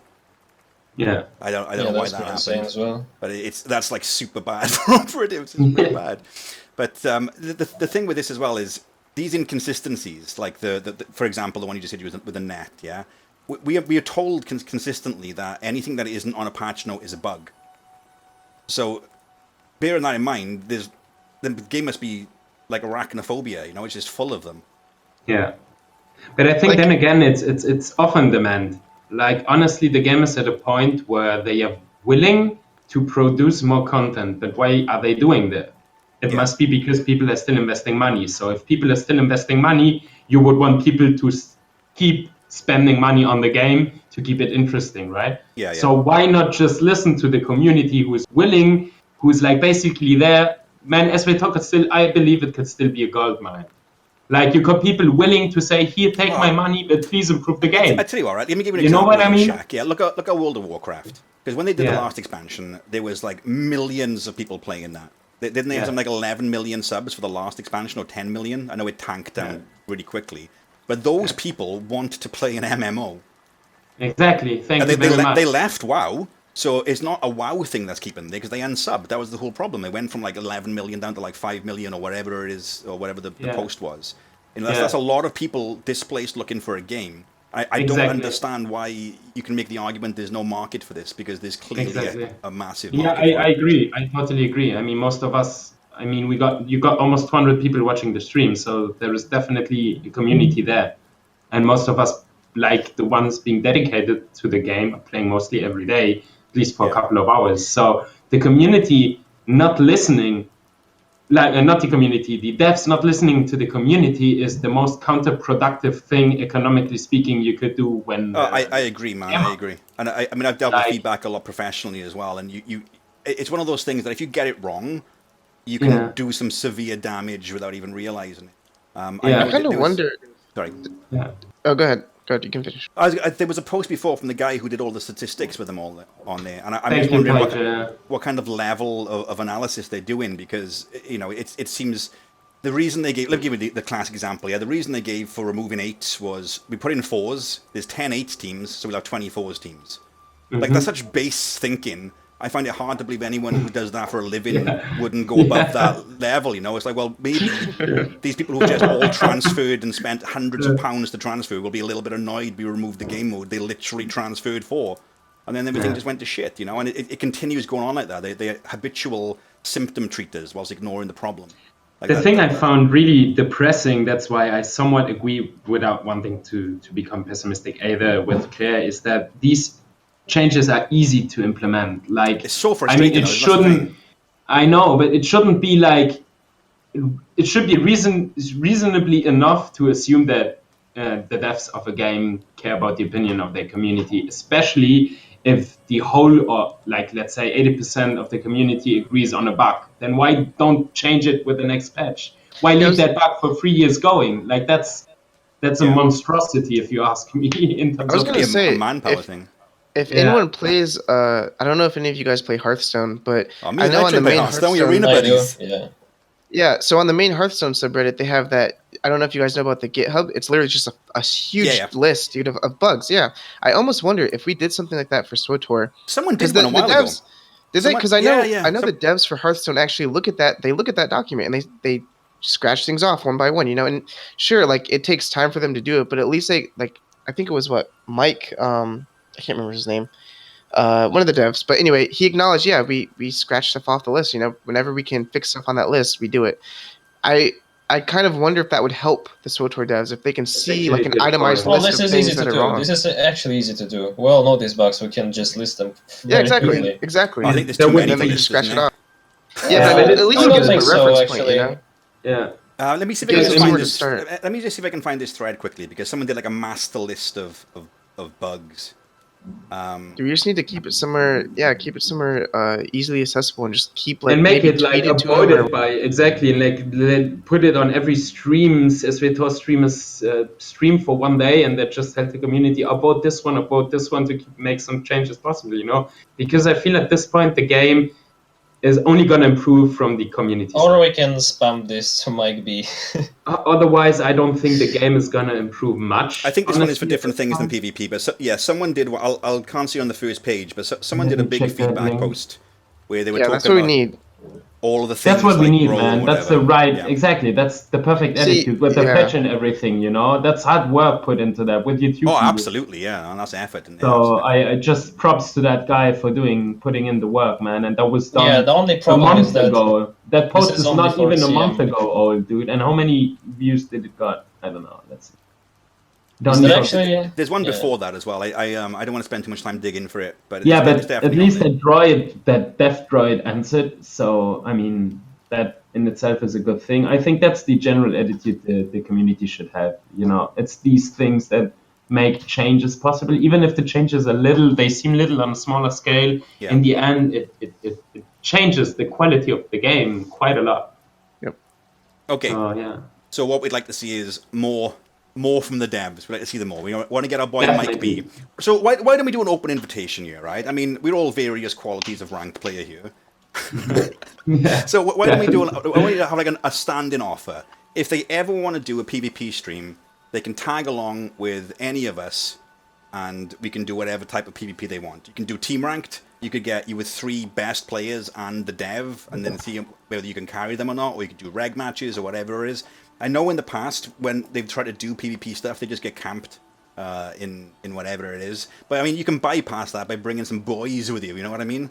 Get the Yeah, crew, just get the have crew your together. back. Have your back, you know, and there's if you got a 4-man if you got like a 4-man carrying that. with one dev and just queue up that way, have it all. That's broadcast. actually pretty awesome. Like, you know That's a what we pretty could good do? idea. That's Yeah, a and great idea. we Like, can- have it 4 versus 4, and you have 1 dev in each team, and then you have 3 decent players in every team. All right, something like use that. an open challenge for you BioWare cucks. Yeah, the shit talk starting. You know, EU versus NA. Yeah, we'll get our EU boys. We'll do it in regs because I'm better at that.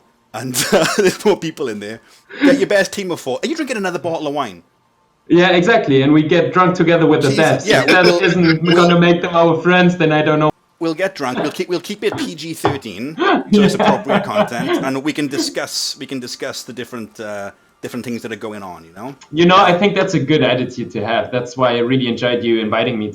streaming, having especially Krea and Nightrain here, because I think that's the general mood we need. We need more of this, you know, like people being good Bridge with building. one another. Absolutely. Bridge building. I think that's the only way to move forward. Well, it's like when I stepped away from streaming so much, I realized that stuff was actually bothering me a lot more than I thought it was. Because I didn't think any of the shit that happened on stream bothered me at all. I honestly didn't. Yeah. But then when I walked away, it was like, oh, you know, you're no longer standing in a toxic cloud type of debuff, and Fallout was just gone. Yeah. You know, I just immediately felt better. And then I started looking at how I was acting, and I was like, you bit of a tit, and you maybe stop doing that. You know what I mean?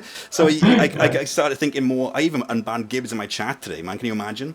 And, wow, man. I know. Gibbs gonna fall in love, man. Yeah, bridge building 101. Bridge building, claps to that, bro. So it's Gibbs free, man. Oh, fuck, yeah, free. Vasmi, it's a really good point there. We can do challenge maps now, can't we? Yeah, we can do challenge maps too. Yeah, It doesn't right. even need to be a loss of elo. That's why I wanted to do the 4 versus 4 and 8 versus 8 event too in the next couple of weeks. We could man. do 8s. Old Eights? school, We can do ranked 8s with devs. That would be awesome. Like, I'm in. Like, and I know all of half the chat would be in too. So Can I be honest, dude? I honestly feel like I hit like 150%, dude. I feel like if there was a prolonged community for guild v guild, like challenge 8s and stuff like that, I'm almost positive if it was long enough that the devs would, you know, step in and try to implement something like almost like old school AP8 ranked, but for guilds. You can do that now. That's already in the game now. The problem with it is you need to have some kind of number of people taking part. Otherwise, it's not going to be a thing. And to organize it, you would need rules. And if those rules aren't followed and they aren't in the game, they probably won't be followed. So which is what I was saying. Yeah, which is what I was saying. If we can somehow come together as a community and do that, maybe then we could get the dev support to, like, you know, implement those, you know, have those rules as toggles or whatever needs to be, whatever needs to happen. Well, Shek was talking about doing a night, so I mean, I think we can all get exactly. I behind that. was about to like how do you celebrate? Yeah, celebrate is the right word. That I'm closer to getting 1,000 1K followers, and I thought, why not do an 8 versus 8 event, see how it goes, and maybe do it more regularly. You know, like have awesome events from the cartel market, dice, and credit, which are just better than the general silly ranked rewards, and I think people would be interested. Yeah, I mean, interested, especially in 8s versus 8s, right? I've always found doing the URC is quite draining, right? Because the amount of shit that happens in there. I don't think you guys really appreciate how much shit I get off the time I'm doing that. Dude, I have to say though, even despite like how much shit probably comes with it, dude, the quality of that content is so high relative to anything else that's produced. I agree. So it's definitely worth it. I would definitely say it's worth it. We're planning to do another one. Now, Mac won't come back, man. I can't believe it. I'm so upset by that. I'm begging him, Mac, baby boy, come back. But yeah, you could really just do a schedule. Like what I'm talking about, and this kind of goes back to the whole Discord thing as well, I guess. You can tie the two together. Is if you had a cabal of people who, maybe cabal is the wrong word, who do these things. If you could do it on a 2 monthly basis, so like every other week there's some kind of event on a certain day. Exactly, that would be awesome. You could have one event, 1 4 versus 4, 1 8 versus 8, and keep that going for every week. Once a month, you have another thing coming up for the community to attend to. That would be awesome. I'll say this though. But how do you organize all of this? Yeah, well, the biggest downside is crazy. It's work. I mean, I agree. It's a lot of work to put into it. We are a lot of streamers willing to. I guess you as willing as I am to make change happen if that's in any way possible. So every one of us could. The problem with it is, right, and I've noticed this from watching other people do tournaments, is people expect immediate results and immediate success, and when they don't get it, they stop. That's why there's been a bunch of other tournaments, and then they do one and done, because they didn't get as many views as they wanted, or it wasn't as good as it was, or there weren't enough sign-ups, and that's it, you know. And it's one of those things that Rome isn't built in a day. You've got to take the time to build up either your community, so you know people will be there, or you know your interactions with other people so that they'll be there. But it's certainly doable. It's just a lot of effort, and I just don't think many people want to put the effort in. I'll say, aside from the community, because I think that the community is there just because, like, you know, you've done all the URCs. I did that huge like group ranked event where there was like 20 teams, and it was I was actually shocked to see the outcome of that.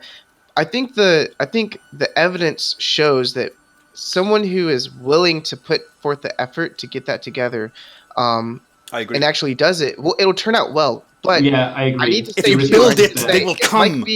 If Mike B is watching, or if you watch this, dude, I have to say, we need your help too, though. Like, Yeah, the Mike B, biggest come on, buddy. thing that I would say the easiest way that you guys could help, and I know this is like reaching in your pocket kind of, but honestly, the easiest way you guys could help, dude, is just server transfers. If you guys could bring back like 90cc transfers, it makes it so much easier to For people incentivize to attend, yeah, I to agree. That would incentivize be people to awesome. want to come over and attend. Now, granted, with the rank changes where you lose like your highest rating or whatever, that's a little bit Yeah, that's going to cause a lot of kind of problems. that kind of disincentivizes people of wanting to do it. But maybe they can do it on an alt. I don't know. Well, the good All news I is, know is Krea, you can make an alt, and then you can gear up really. Oh wait, no, you can't. It takes you 2 fucking months to gear up. that's a good segue. Jokes on us, man. Sorry, boys. Sorry, let's Jokes wrap on it up. us. We're done. All right, well, I think there's a lot of good ideas there, and I want to go forward a bit because we've been on this topic. Can I add one? Yeah. Go on, So, Nightrain, man. Go on, man. yeah. Basically, I remember. I think Shek has done a team rank tournament like probably a year ago or something. Yeah, the kickballs tournament, which was a great success. Yeah, it was really pretty fun. good. But the main problem we encountered was the teams rotating the players in teams. Yeah. We had to basically spend an insane amount of time. Basically, most of the time that was allocated just to rotate the teams. So Yeah. there was no like Shek, Asana, Jet, and like who else? Vlad, for example, teams. Yeah, back then we wanted to get more unexperienced players to play with the good And ones. the problem is going to be if we're gonna play 8 versus 8. Can you imagine? I can't. I mean, I've in done it terms of before. organization, I think it's doable. I think there are a lot of really competitive rec players. Don't get me wrong. I think it's harder to build up a good 4 versus 4 tournament with the quality of skill being even out on other teams than doing it in 8 versus 8. I think a lot of players The thing you got to look at with these problems is there's always a way to fuck the pig. Like there's always a way around it. It doesn't matter. Like we did when we did 8s back in the day. We would do kickball nights. So this is back before 4s was a thing, I think. And you had the glory problem then. So the guy now Gil Glory would always assign the teams, and weirdly his team always won. So it became about wanting to be on his team because he knew that he would be picking better players and all that kind of stuff. But if you want to do a tournament and you want to bring whatever team you've got, there's nothing stopping you from seeding those players into different brackets based around how they play. Like if you have a team of the all stars like Nightrain just said versus Alim, the rank god on his own, that's probably equal. So you can put that on one side. Can't believe no one laughed at that. And then you've got like the other players you've got on the other bracket then, so that they can delayed law. Yeah, so they can then just fight it out on their own side, and you have like. I have a question, and this is call me crazy, okay? This you can totally disagree with this, but here's my question. Okay, so you guys know how recently they've done a lot for matchmaking and regs, as far as like having a set amount of healers and tanks on each team if they can, etc. Yeah. Okay. Okay, I know everybody always says, "Oh, bring back, 8v8 ranked, blah blah." If 8v8 ranked was a solo, like if it was like it was now, and they just added an elo system to it, because it's already there. They already mentioned there's already an elo, it's just hidden. If they just made it visible and then added another leaderboard for regs, and everybody would still queue up for regs, but really there was a visible elo for it. Do you think that would help foster like the competitive nature in PvPers, or do you think definitely? I don't know, man. I think it would increase the salt too. I'm not asking to bring back a dedicated ranked system for regs. I'm just saying, what if all they did was make the leaderboards and just make the current MMR visible? Because they've done a lot to make the teams more balanced as far as healers and tanks and DPS. If they literally just made that number visible to everybody and they made a leaderboard for it, I kind of feel like that would be more of a positive than a negative. But what do you guys? No, I think it would be terrible. I mean, the thing is, if you make leaderboards, will you make rewards as well for first places or like classes in the first places? I'm not sure how. There's so many ways this has got a lot of fuckery to it, right? Because first of all, you got pre-mades versus non-pre-mades in the same queue. That's a good point. You got players who go in there who just like do it. Like the level of rags now is so bad. I play solo ranked, and I mean I don't know how else to describe it. You're lucky if there's a person on your team who listens to anything you say. People will always wander away from it. It's just kill rag. Do you think though if that MMR was visible that people it would like change the mentality? I guess is what I'm asking of how people play reg. No, because right now it's like I don't know, man. I don't know, man. I kind of feel like now since it's regs kind of have like a connotation to certain people of just go in, fuck around, do whatever. But if there was like a visible, like you could actually see your MMR, I feel like Okay, for some reason people so- might be slightly more competitive. Here's how to fuck that pig. What you would do is an event on a weekend basis, which would be 4-man groups only, and on that weekend, grouped people get put against other group people exclusively. So the matchmaking is group plus group versus group plus group. Have to be 4 to kill, have to be tank heal 2 DBS. And then you could do the MMR for that weekend. Because then you'd have people actually trying to win and trying to get better, and it would be somewhat legitimate, and it would also get around a lot of the fuckery that would go along with it. But otherwise, if you just have like normal people doing it, then they just don't care, man. I've seen people people won't even press a button to interrupt the cap. You know, I was just spitballing it. I wasn't sure. I was you just could do curious it. what You could guys' certainly do it opinions as an were. event. You could do the 8s event where you say for one weekend only it comes back. But to make it fair, we're going to have it where it's groups of 4 and groups of 8, and they get paid together. That's pretty much the only way I could think of doing it. Yeah, good point. Speaking about That's the a good rank thing, point, yeah. we're going to get on to the juicy topic now, boys. Yeah, there we go. Balls deep, finally into. Yeah, so Oh. win trading bots and exploits. Okay, so before we start, oh man, I love this topic. Before we go balls deep into this, I want to say that I believe, I mean, correct me if I'm wrong, but I genuinely believe that this is the first season that nobody gives a fuck about top 3s legitimately.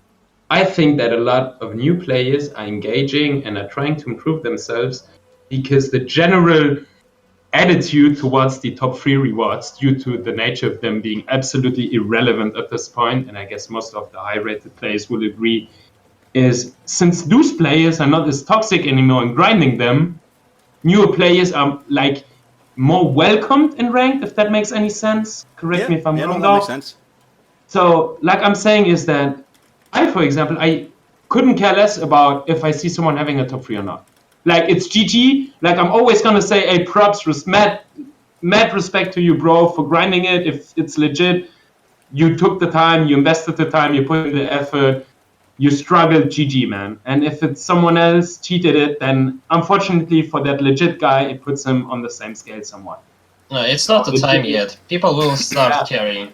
Yeah, I guess, yeah, I mean, people still carry, obviously. I mean, I still obviously do carry about my elo too, like every ranked player who has some dedication about his elo to grind gold or whatever. But then again, it's not as serious as it used to be.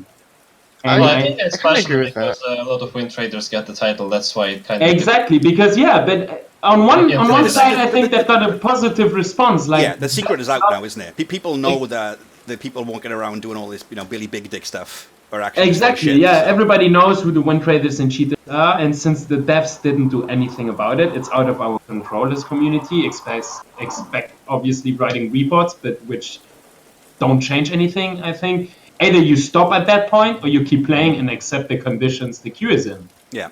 You're not left with any other choice. So that's basically what I did. I'm having a lot of fun playing the game for the rush, the adrenaline kick it still gives me, right? But I'm not playing it to grind any top 3. That would be madness at this point. To grind a top 3 legit for months, to lose it to, I don't know, someone who's 10 years older or younger than you, who queues for a day and farms 4k elo in a day. That's just ridiculous. You know what I mean? It's just funny at this point. It's not even a reason to get mad anymore. So without wanting to mention any names, but I guess people know who I'm talking about. Back in the day, like I would like, okay, and this is from the perspective of someone who, played seriously and then quit for like a couple seasons and then came back towards the tail end, like season 9-ish or whatever, and then like on and off. Seeing somebody, in my opinion, with the top 3 back then, like in the early seasons, was a lot different than seeing them now. Yeah, absolutely. Because like seeing people back then, dude, you would see people like, I don't know if remember the names, but like people like Mosh, people like Etude, people like Double Bubble, Vinrin. These people, you saw them in the queue, you saw them like either on the enemy team or with you, and that immediately kind of shaped your mindset of we're either fucked or we're gonna win, Exactly, people yeah, so man. powerful. But I missed this Whereas days, now, bro. whereas now it's more like, that. because yeah, you'd see like a name like Mosh or whatever on the enemy team, and you're like, well, we need to try really hard, Whereas nowadays you see someone with the top 3 and it's kind of like, oh, who knows how they got it? You know, But on and the it's flip more of side like to a that, though, I mean, I see a lot of people Yeah. saying, "Oh, it's so and so on the enemy team. Let's just stuck it. It's insta loss." Yeah. I see that as See, much. I don't know if I don't see that. I mean, I don't really see that as much just because like I do see. Well, you know what? I do see some people who are kind of like disheartened by seeing like a stacked team, if that makes sense. But I feel like the stacked teams now are not even close to what they used to be. They're not even close as far as skill level. I think, Like, yeah, because it makes there have sense. been a lot of games where and I even like recorded a couple where it was like the enemy team was like stacked, and I was like, no guys, just follow this strategy, blah blah blah. And I think I made a video on it actually about my Yeah. team kind of falling apart, and then me kind of like redirecting them, and then we won the match. And it's like, see, it's easy if you just follow a really simple kill order, Yeah, I agree. which I break it down very basically because you know not everybody is thinking from you know I'm gonna focus target and taunt, I'm gonna focus target and mez, etc. Just a basic kill order, dude. Everybody, you know, everybody can fall. Anybody can die in the game. Not everybody is like invincible. So I would definitely say the top threes now garner less respect than back in the day. Because back in the day, dude, you see some Definitely. people, and it was like you know, wrestled my jimmies a little bit. I was like, shit, you know, how's this match gonna go? It was exciting. It was more exciting Yeah. back then. It was definitely Yeah, more it got exciting. more. It got you It's more definitely been emotional. degraded. Yeah, it's been degraded a lot more now. Yeah, that's what I meant, man. I find it really sorry for those legit people. Really, like they. Those are the Like, ones who get fucked, isn't it? That's the problem with it. Yeah, they got fucked, Yeah, man. yeah, Like yeah. It's the new honestly, I people feel coming so up. Yeah. sorry for them because like they spend so many Can hours, you and I imagine know how the upsetting that feeling, is? man. Man, and then they go in, they go balls deep, they struggle all the season to at the last day of the season lose even their title. Like it's Yeah. not even maintaining the title, you know, and then sharing it with a shitty win trader. The worst is you have been spending, I don't know, season 10 months grinding that shit, and then you lose it on the Well, last day okay, to let me someone. ask you Like this, because that's ridiculous. this is something I wanted to I bring don't up know. later on, but it's probably it's worth bringing in now. Should we just Yeah. remove top three? Doesn't that just create more problems than it solves? Because all this shit revolves around top three. You know, I mean, I'm glad you I brought was, that up, dude. yeah, me too, man. I was So thinking glad you about brought that. up. Yeah, because I thought about that, and I was like, you know, I was reading the forums one day, and that's when I realized, you know, there's so much contention about the top 96 players. It's When the insane, mental. bro. It's crazy. Mental, it's like dude. no one. Yeah, it's like no one actually wraps their mind around the reality of the fact that in like solo queue, only 3 players of the class are going to get that title. You've got hundreds, maybe thousands of people in that class competing for the same top 3 spot. So of course it's going to create like a shit ton of drama unnecessarily too, you know. And then that's when you have people, you know, saying, "Oh, well, so and so is just a cheater," blah blah blah. Basically, I feel like they care less about them cheating, and it's more of like Well, of a selfish thing. There's a More of a knock-on selfish effect, thing, though, you know? because if someone's trying to cheat their way to get to a high rank, whether that's like top 3-esque or just gold, the people they're doing it with, so like the win traders, the bots, and the exploits and that kind of shit, people get caught up in that wave, don't they? They, in the sense of mowed down, you know, not everyone has got 8 accounts they're just farming each other on. Sometimes they just do it in coordinated groups where someone will throw on a tank and someone will win on a tank, yeah, all that kind of jazz. So there's a lot of kind of like fallout to, you know, normal players because of it as well. I just wonder whether it'd be fixed if you just got rid I of would it. agree. Yeah, I kind of agree. Like, I can see 2 sides of the coin. You know, I can see how players who strive for that, it's like something, it's like the thing to strive for certain players. Not everybody, obviously, but certain players think like that's the way to prove that they're good. You know, if I get this top 96 title, I know for a fact that a lot of people believe that because, you know, even like my story, I'll just like, you know, quickly run down it. In season 3, I did terribly. And there were so many people that I looked up to. And, you know, I actually tried to join Clickers way back when, which was like a group on like Harbinger, was a guild of like basically top 96 players. And so they're like, oh, well, you need at least 2K rating to join this guild. And so then I grinded super hard to get 2K, and they're like, oh, well, you need a top 3 title.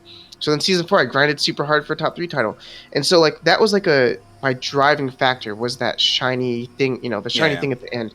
That being said, you know, growing, you know, multiple seasons going by and the years going by and actually being able to like look in retrospect at how I behaved regarding that title and, you know, the mentality that came with going for that title, I think I would agree with getting rid of it just because I feel like it fosters more of a negative experience than a positive one for sure. Exactly. I think it's a totally consideration. agree with that. Or maybe replace it with something else. Like I will tell you from my personal point of view, I had the 900 season I mentioned so often now, but then again in season 8 I came out of nowhere and then grinded the ladder like a madman on the Red Eclipse back then, and did 3k or over 3k on my Syntank. My first season where I even grinded gold ever. That was absolutely the best season I've ever had. Like, it was insane, and I placed against people I consider to be the best in their respective fields and classes and specs. So I'm really proud of that title. But in retrospective, like, Krea, looking back at it, I wonder if it was worth it. To be honest, like, all the struggle I went through and sometimes how toxic I behaved to, I caught myself caring too much, like You have to flaming think people too, who, well, was it really worth it? I even almost lost it. Like, dude, I had to ticket the fucking reward in the last day because some shitty win trader was mad at me for whatever the reason, and shit, win traded it the last day. So looking back at that, it doesn't feel rewarding, not as much Exactly. as you It's would not think worth it. did. And It's the not thing worth too, it. like, Yeah, I people, agree. you notice those people who are grinding their butt for those titles. Like, at least I can speak personally. I notice the people who are grinding super hard and actually improving. You don't need a title to be good. Exactly. There are so many players, man. I'm screaming for exactly that kind of player. That's the attitude I would love to see more in soldering. On the M, you got a super great gap of decent to good players. We're not the best, we're not the worst, but they are trying, dude. And you see them improving season by season. They started off with bronze. The next season that's they the got point. gold. Yeah, that's the point. Stuff like that, That's good, man. That's what I would love to see more, man. More people like that. Well, I think it's a kind of a complicated question, these top 3 titles. Well, first of all, it's not as prestigious as before. Yes, definitely, just because there's more titles. Yeah. Also, like, basically, there's not any problem in the top 3 title. There's a problem in win traders and people who get these titles. That's fair. Yeah, that's a good point. In some cheeky ways, Yeah. And what did I want to say? Yeah, basically, I don't think, like, you also said that back in the day when you saw a top 3 player in your team, we're probably gonna win. I think it's not because of players with top 3 titles have become worse. It's actually because it was easier to carry back then. It took way less time to kill a person. The TTK was much faster than right now. And you could basically carry like that's 2 or 3 people. I remember seeing Mosh literally like 3v1 the enemy team. You can't do it right now. You just can't. It's impossible. Yeah, you're lucky if you get a good 2 versus 1, and you only win it because your enemy far inferior in knowledge. You can't do 2v1 because the other 2 players will almost always be mercs. That's true as well. And I don't want to go off topic. Yeah, I don't want to go off topic, but they've definitely dumbed down the game too, to an extent that it makes it harder to do those things that that you could back then. Like, they've gotten rid of, like, perfect example. It's things that are so simple that were actually really high skill cap that were utilized by, top players that weren't really utilized by less advanced players. Perfect example of that would be as a sin using recklessness, and it was force lightning back then for the 30 meter force lightning as a sin. They got rid of that. You can't do that anymore. But back in the day, like, in earlier seasons, that was a legitimate way to kill operatives. If they're like using evasion, you recklessness. Yeah, if they're using evasion and they've like rolled all the way halfway across the map, dude, just pop recklessness, force lightning from 30 meters away, and sometimes you could snipe that kill. You can't do those things anymore. They've lowered the skill gap of the game, and also increased time to kill, which makes it a lot harder to shine. That's going on to meta, which is coming up, and that's a pretty big topic anyway. But listen, on the win trading side of things, so win trading bots and exploits and that kind of stuff, how do we better report it or detect it or fix it? Like, what do we do? I think the issue is not the community reporting. I would agree with that.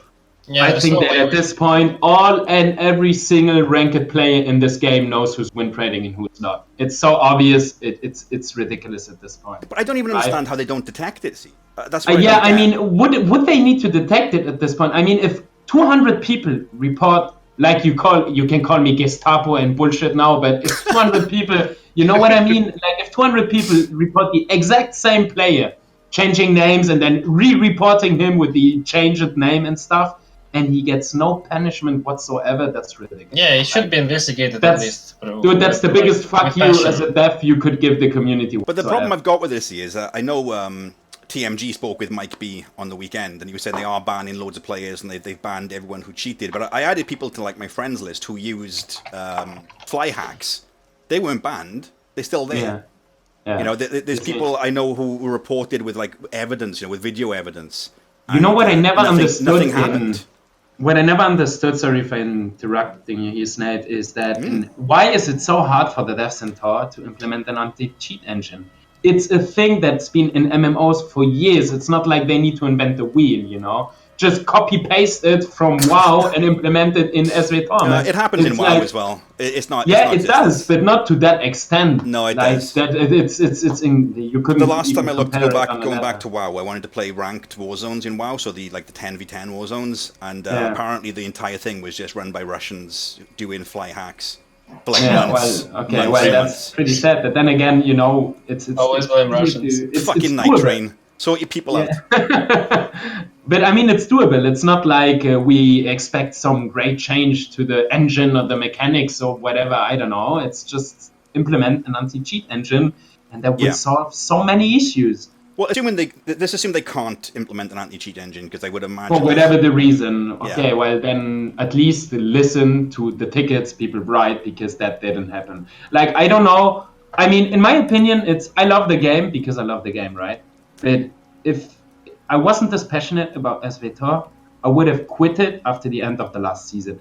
Dude, they basically removed all the people that were reported and then they to put them back 2 days later, and still everyone ended up with a top 3 reward. What the fuck? Like, either do something or don't, but don't pretend you're doing something just to keep the community pleased to some extent. That was the what the fuck Huda on the globe. Yeah, sorry, man. Like, that killed me. I don't know how you felt about that, but I was lost. That was the day I swore to myself, I'm never grinding a top 3 again until that issue is solved to some extent. So it's not reporting, because we are reporting. How do they do better to detect and fix it? I guess we can't answer that. We don't know what they do. I don't know. Well, first of all, the easiest thing is to always check people with a low amount of wins. That's like the easiest thing to do. Yeah, we've got some ideas on how to fix that as well coming up from the forums as well. So yeah, there's certainly ways around that. Okay, but let's go on to the next big topic then, because I think we all agree on the whole win trading and bots. Yeah, I think so. That's a good thing. It just needs to be done. But the next big topic is punishment. Punishment, yeah. What are your thoughts on it? Honestly, no mercy, man. That's always been my mentality in solo ranked. Have no fucking mercy. If someone win trades and cheats, ban him to never. Permaban is... Period. Sounds good. You know, like, besides being a pussy because you want to keep a sub, why would you want to keep the sub of a person who is potentially making you risk the sub of many more other customers instead of perma-banning him and getting rid of the queue, making the community happy? You know what I mean? And if he really wants to play, he can make another account. Yeah, exactly. And then it's up to him to... So I'm going to repeat something that I read once from a WoW dev about banning people. And what they said was, if you ban someone who's cheating permanently on the first try, they will almost immediately always make another account and carry on. Whereas if you suspend them for an extended time, so say like 30 days plus, sometimes it's 6 months, sometimes it's 9 months, sometimes it's 12 months, it generally stops them, because they know they can get it back as long as they behave themselves for that time. That might be true. I don't know. I mean, that's looking at it. Well, like 3 months. 3 months sounds good as well. I think 30 days for the first one is very reasonable. 30 days is low. But wait, there's more. One thing I'm a big fan of is the account reset. So I tested an exploit once. And what happened was they zeroed my account out. So credits, comms, literally everything was zeroed out. Like ratings, completely everything. I lost like 50 million or some shit. Luckily it was before I was rich. But, you know, that was quite a big incentive for me not to do it again. So I think if you get your account zeroed and a 30-day ban... Can I talk about something? All right, I can talk about this firsthand, all right? So... Oh yeah, you're the master exploiter, aren't you? Fuck. Yeah. You got away with it. I didn't. I'll talk about this firsthand. right, so back when there was a credit exploit with companion gifts. I don't know if you guys remember that. That was way back when. But and long story short, me and some friends, I won't like list their names because I want to rat them out. But me and some friends like basically exploited the companion gift thing, and we got like billions of credits.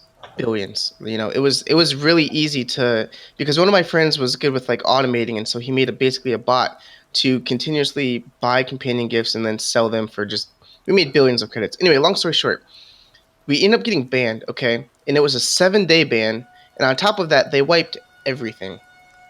There's a common misconception that I got away with it, but I really didn't. I think the misconception that you got away with it is because you posted a I was screenshot gonna of you say, getting away with it. trust me, I would tell you guys if I got away with it. I have nothing, dude. I have nothing to hide. What ended up happening was we had something like 2 billion GP in our guild bank. The bank got frozen. All of us got banned, and depending on the severity of like who did what, it was perm bans. Like to this day, some of my friends who they're top 96 players, their account is perm banned because of the extremity of which they exploited. As opposed to me, I honestly didn't exploit as much, and that's why I ended up getting a 2-week ban. I got 14 days, and they zeroed everything. They took all of my previous PvP comms. They took all of my companion. Like I did the Krea event. They took all of my Krea event gear. They took all of my Krea event. What is that currency? Well, all of it. see, that's the weird thing because I did the same exploit as you, and they zeroed mine out, but they didn't remove any of the items. See, so I resold them. They zeroed everything for me, and they reset all my companions, which I actually had gotten legit to 50. They reset them all back to 1, which definitely, like, since then I hadn't exploited because it's like, fuck, dude, I lost all of my progress in the MMO. You know, that's a grind. So even though people like, there's like a running joke about how much I did exploit, but trust me, if I actually exploit as much as my friends, I would have been permed. They're still permed to this day, and like I try to get them to appeal the ban, and they tried to appeal it, and it's denied. So I feel like if they took that approach to PvP, there would be so many less cheaters, dude. Because to this day, that was, to me, like, that was a huge thing. I lost all the credits that I earned legitimately. I lost all of the legacy event gear, which back then Krea was every 6 months or something crazy like that. So I lost 6 months of well, actually it was like a year of progress because it took multiple events, and they reset my reputation gains, all of it, dude. I had to grind it all back. Too. Yeah, I had to grind it all back. So I think that could be an option. Just I mean, because it only takes you 3 months to get gear now anyway. Getting the gear reset is probably the same. 60-day ban. My point is, like, my point is with punishment.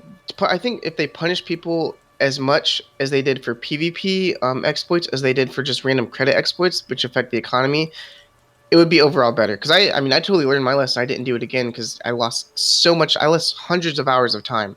If people, had to face the concept of losing hundreds of hours instead of 72 hours for exploiting in PvP. Exactly. Like the imagine losing like joke. Absolute joke. Yeah, exactly. Yeah. So exactly. I agree with. I definitely agree on the punishment. Just increase it, dude. And I say that as someone who's been punished for I lost hundreds of hours of game time and I had to grind that shit all back.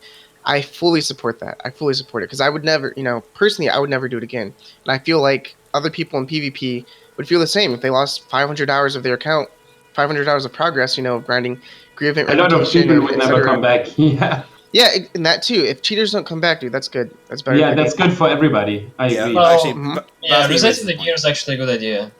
Because people don't actually care about like rewards, reward tokens. Like, well, I personally don't care. I think a lot of people don't as well. The rewards are not as good anyway. Yeah. But zeroing gear is actually painful. Yeah. I just imagined I did. Okay, so I would be on suicide watch. I would, mate. If they got, I had to do the Masterwork Crystal for an extra 2 weeks because I fucked up and bought the wrong thing. And honestly, when I realized what I did, I logged off and I unsubscribed. I was so triggered, but my own mistake. But because the gearing system is so bad, I was like, that's it. Yeah. I'm done. Peace. Yeah. And I just walked away because it's unbelievable. But Vasmy puts a good point out here. Credit exploits are more severely punished because players will sell credits for IRL money. That is true. That is the part where they are more severe. But what we're saying on the punishment is more severe bans. So, for example, be as severe as you are. 30 plus, 0 accounts, delete gear. What about something more specific like you're unable to queue for PvP? So you can do everything else, but you can't. Reset the elo. Reset the elo, man. But I think that was implemented now, right? Banning them from the queue, I think, would be. That actually brings me up to like an off topic. Do you remember back when you, if you left the flashpoint queue, do they still do that where you can't You queue still do again it. for what, 15, Yeah, 15 minutes? Yeah, that would be awesome for PvP. Yeah, I was Lim just about to mentioned it say, earlier. Yeah. what do you Yeah. guys think about that in PvP? Would that be 100%. like I think that awesome would be thing? a great. I support it. Even though Especially the I leave framework is games there. too The when frame- I'm getting triggered ADA, so that would be a Yeah. good punishment for me too. But it's fair, man. I think Especially that's in How ranked, do yeah. you Especially in separate leaving from DC? It Like, doesn't Yeah, but, matter. I mean, if you It actually it doesn't shouldn't DC, matter. It doesn't matter. How shouldn't often matter. you DCing? Like, if you DC Yeah, that much, statistically Exactly. speaking, Why you are you don't DC queuing? that often. Why are you That's queuing if you're true. DCing all the time? Yeah. You shouldn't be if I queuing just ranked get if you're random DC and I'm gonna get like 3 hours of No, That's no. good. No, not No, 3 no, no. hours, It's man. like, it's Make it 15 minutes. 10 minutes of. Yeah. 15 minutes. I don't think it's gonna change a lot. I think it would Oh, I change. don't know, It would man. change it'll the. change a lot. Absolutely. I think it Are you would. I sure? think it would. Yeah. I How think many it people would. leave and Yeah. requeue? Well, I guess I guess it's. I mean, something. I'm one of them. I'm guilty of that. Like, how many games do I leave when I see someone getting global to just requeue in the hopes of getting a better pop? You know. Exactly. So, You know, I it'll cut think down that would your- punish you me in a leave- way that I You could. leave when you are triggered. That's why. You don't Yeah, but leave even when you're okay, not Well, if you, that triggered. too. if you That do that too, though, then obviously. that 15 minutes where you can't queue, that's a True. good time to just unwind. You know, take that 15 Yeah, minutes and where you can can't cool queue. down whatever. If Yeah, it's that's what because should you're happen. If you triggered, leave you the can game, take a song. you Yeah. get a debuff, chill out, and he just plays relaxing. Yeah, chill out. You call it You know? chill out. Like, Yeah. it's, Yeah, I it's, just it's wanted just no. You get the debuff, and it's just Shaq going, "Come on, mate. Come on. You know you're better than this. Come on. I didn't want to. Go and Yeah, get a cup of tea." I didn't mean to derail your topic, Snave, but yeah, you brought that up, and I had immediately thought of how that framework is already implemented for PvE. So when I just applied to agree. rank PvE. So the Yeah, reason I why that agree, doesn't yeah. exist, I can actually answer this question partially, and I'm not doing this from any position of authority. It's just what I've worked out. The reason they don't do that for PvP is because they've always had problems with queue times. The only metric that BioWare ever track is participation numbers. So you could have 1,000 people playing games. If they're all shit, they don't care. There's 1,000 people. If there was 500, but the games are great, they would rather have the 1,000. That's I understand that. That's And the metric. for regs, I would agree. Like for regs, because it doesn't matter because there's no real elo. But I mean, for ranked, I think it's definitely because I do it for flashpoints, dude. Flashpoints are nothing. Yeah, It's I like- know, man. Yeah, I mean, I it is- agree. yeah, that's a good So they point. should, if they're going to do it for blue gear and flashpoints, they should 1,000% be doing this for ranked PvP. Yeah, definitely. I would say solo rank should be 100%. You get Yeah. like a 10, 15. In team ranked, it should be different because there it's team against team. Yeah, There I is no agree. reason for someone to leave. So Yeah. maybe. Well, it that's the needs- thing with team ranked is if people don't really care so much if you're playing against win traders because you're going to win, you get your elo, you're happy, you go on to the next game. But you're not punished for it. Exactly. So I don't think it's that big of a deal. Yeah. Plus, that community is a bit more self-regulating than other ones because it's groups of people. So, it's not Yeah, like exactly. one person doing things. So Mike B, if you're out there, dude, add a delay to the solo ranked queue. So we're going for harsher first punishments, resetting accounts and credit-wise, resetting gear on accounts because those aren't bought from cartel shops, and lockouts for leaving early and things. I think those are good solutions. And Even the next, I don't think it would be severe to strip PvP rewards either. Titles, flares, all that. Cause Yeah, remove everything. Yeah, the, remove the it all. cheater Strip it has. all, Yeah, dude. remove it all. Clean and strip it all. Check coming in with scorched earth. Yeah, here. yeah. But it's Go to their house. Go to their house and kill them. Take their dog, bro. Take their Strip dog. them of everything they got. No, but I Take kid their you not. I dog. think that's an absolute genuine solution, man. Like if you got a win trader who win traded for 4 seasons straight, make him remove 3 seasons rewards worth of time spent, and then just fuck him over. Yeah, actually, what about removing previous rewards? I would. That genuinely would be the best thing ever. Yeah, Just okay, clean so- him, strip him of everything, make him naked. And I'm just saying that. level 1 Korriban. Thank Daddy, bro.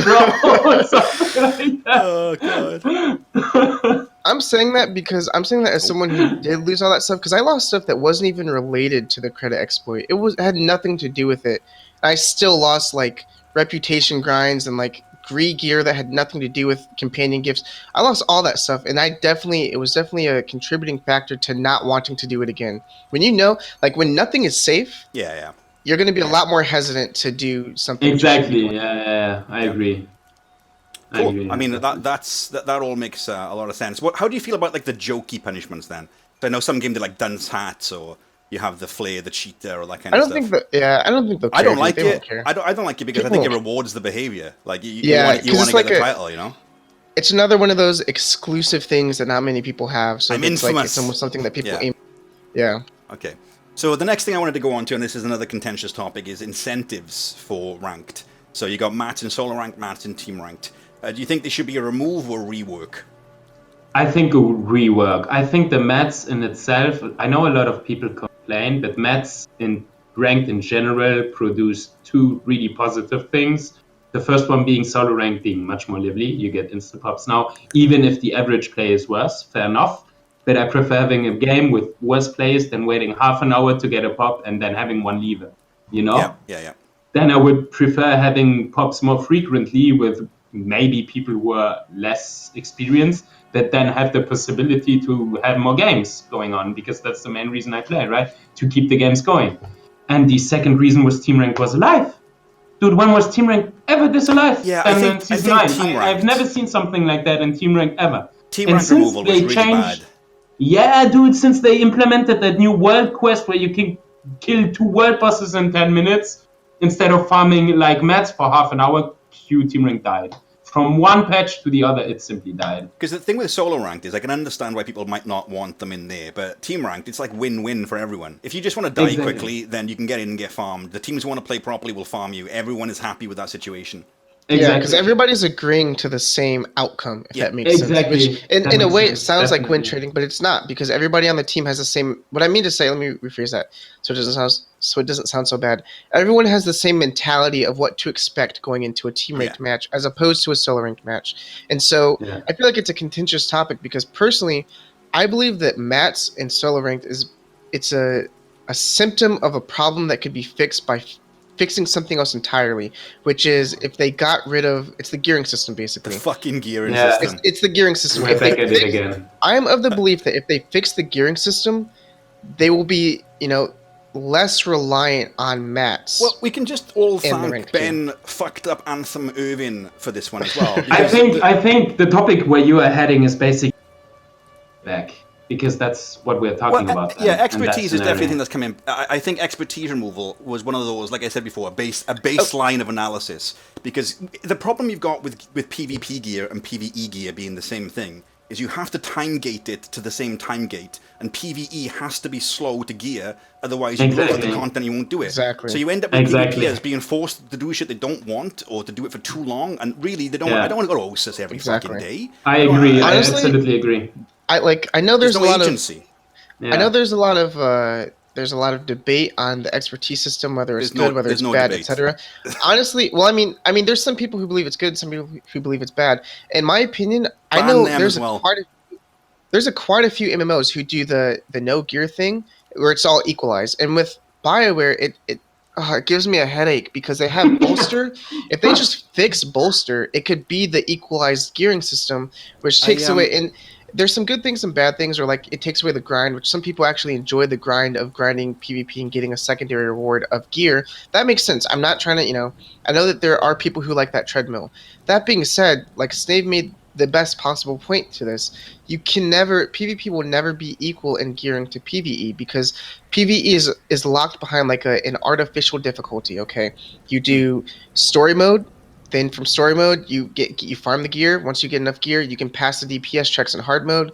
After you do that, you can pass the DPS checks in nightmare mode.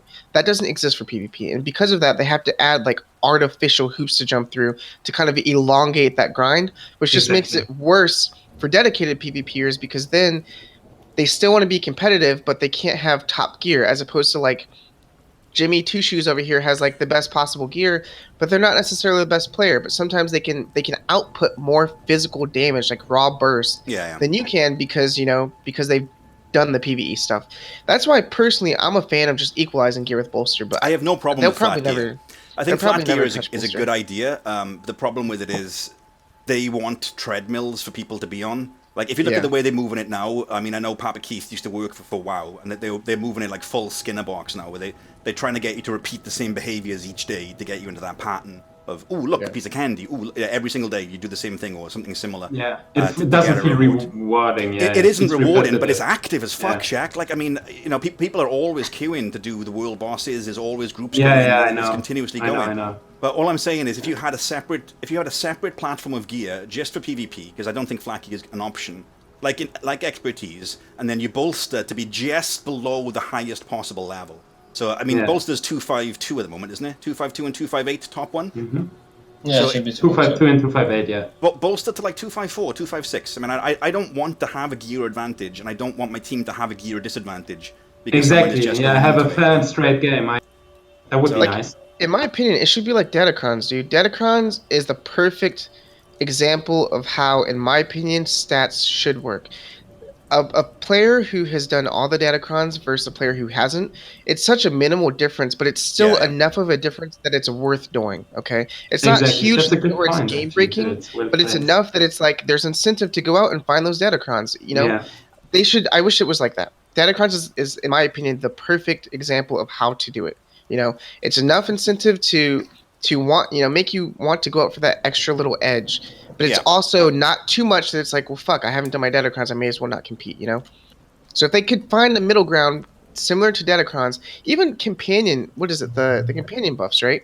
Even Yeah. that one's pretty good. Like the 1% Yeah. accuracy, 1%. That's another one that's like it's not game breaking, but shit, you don't have to. That's a whole enhancement for the 1%. And I think it feels No longer have to rewarding too, use. man. That's a good point. It feels rewarding for the player who took the time to Exactly. grind it, So if they move to So like that's fair enough. if they could do like a gear wide system that is similar to the Datacron and companion buff system, where it's rewarding enough if you go out and take the extra step, but it's not Yeah. too OP that it's like you may as well not compete I mean, without it. I think that would be the perfect middle. I think that would be the result if they just did what I just said of making bolster barely under it, because you would still have Yeah, that yeah. Probably, difference. Yeah, that probably, would be the because you best. could still Yeah, that would be grind the the in your pastime, and then Yeah. you would be slightly over the most competitive, at least, or the bolster, whatever, or you don't do it, but can still manage to stay The competitive. other thing with gear as well, and I want to touch on this briefly, is I know that the reason we're in this shit show is because there should have been an expansion like a year ago, basically. Yeah, that's what it should have happened. So it's been kind of strung out, and artificial tier levels have been put in. So you had the augments, first of all. You've now got like legendary augments, the 236s, and then they were 240s. Those shouldn't exist. I mean, I shouldn't have to grind like 5-6 million credits times 14 to just get. Yeah, the basic augments gear. are a joke. Like even the buff, So it's what, 8 points? expensive.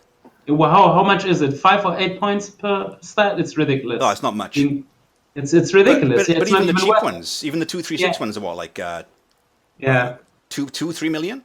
yeah. You know, so it's I don't think that was a good design on there. But like I was saying earlier, this is the legacy of Ben Irvin, where we did the flat gear to try and get people onto the same CXP treadmill, because what they wanted is the whole Skinner box of you do something, you get rewarded. Doesn't matter what you do whatever you want, you get rewarded for doing that behavior.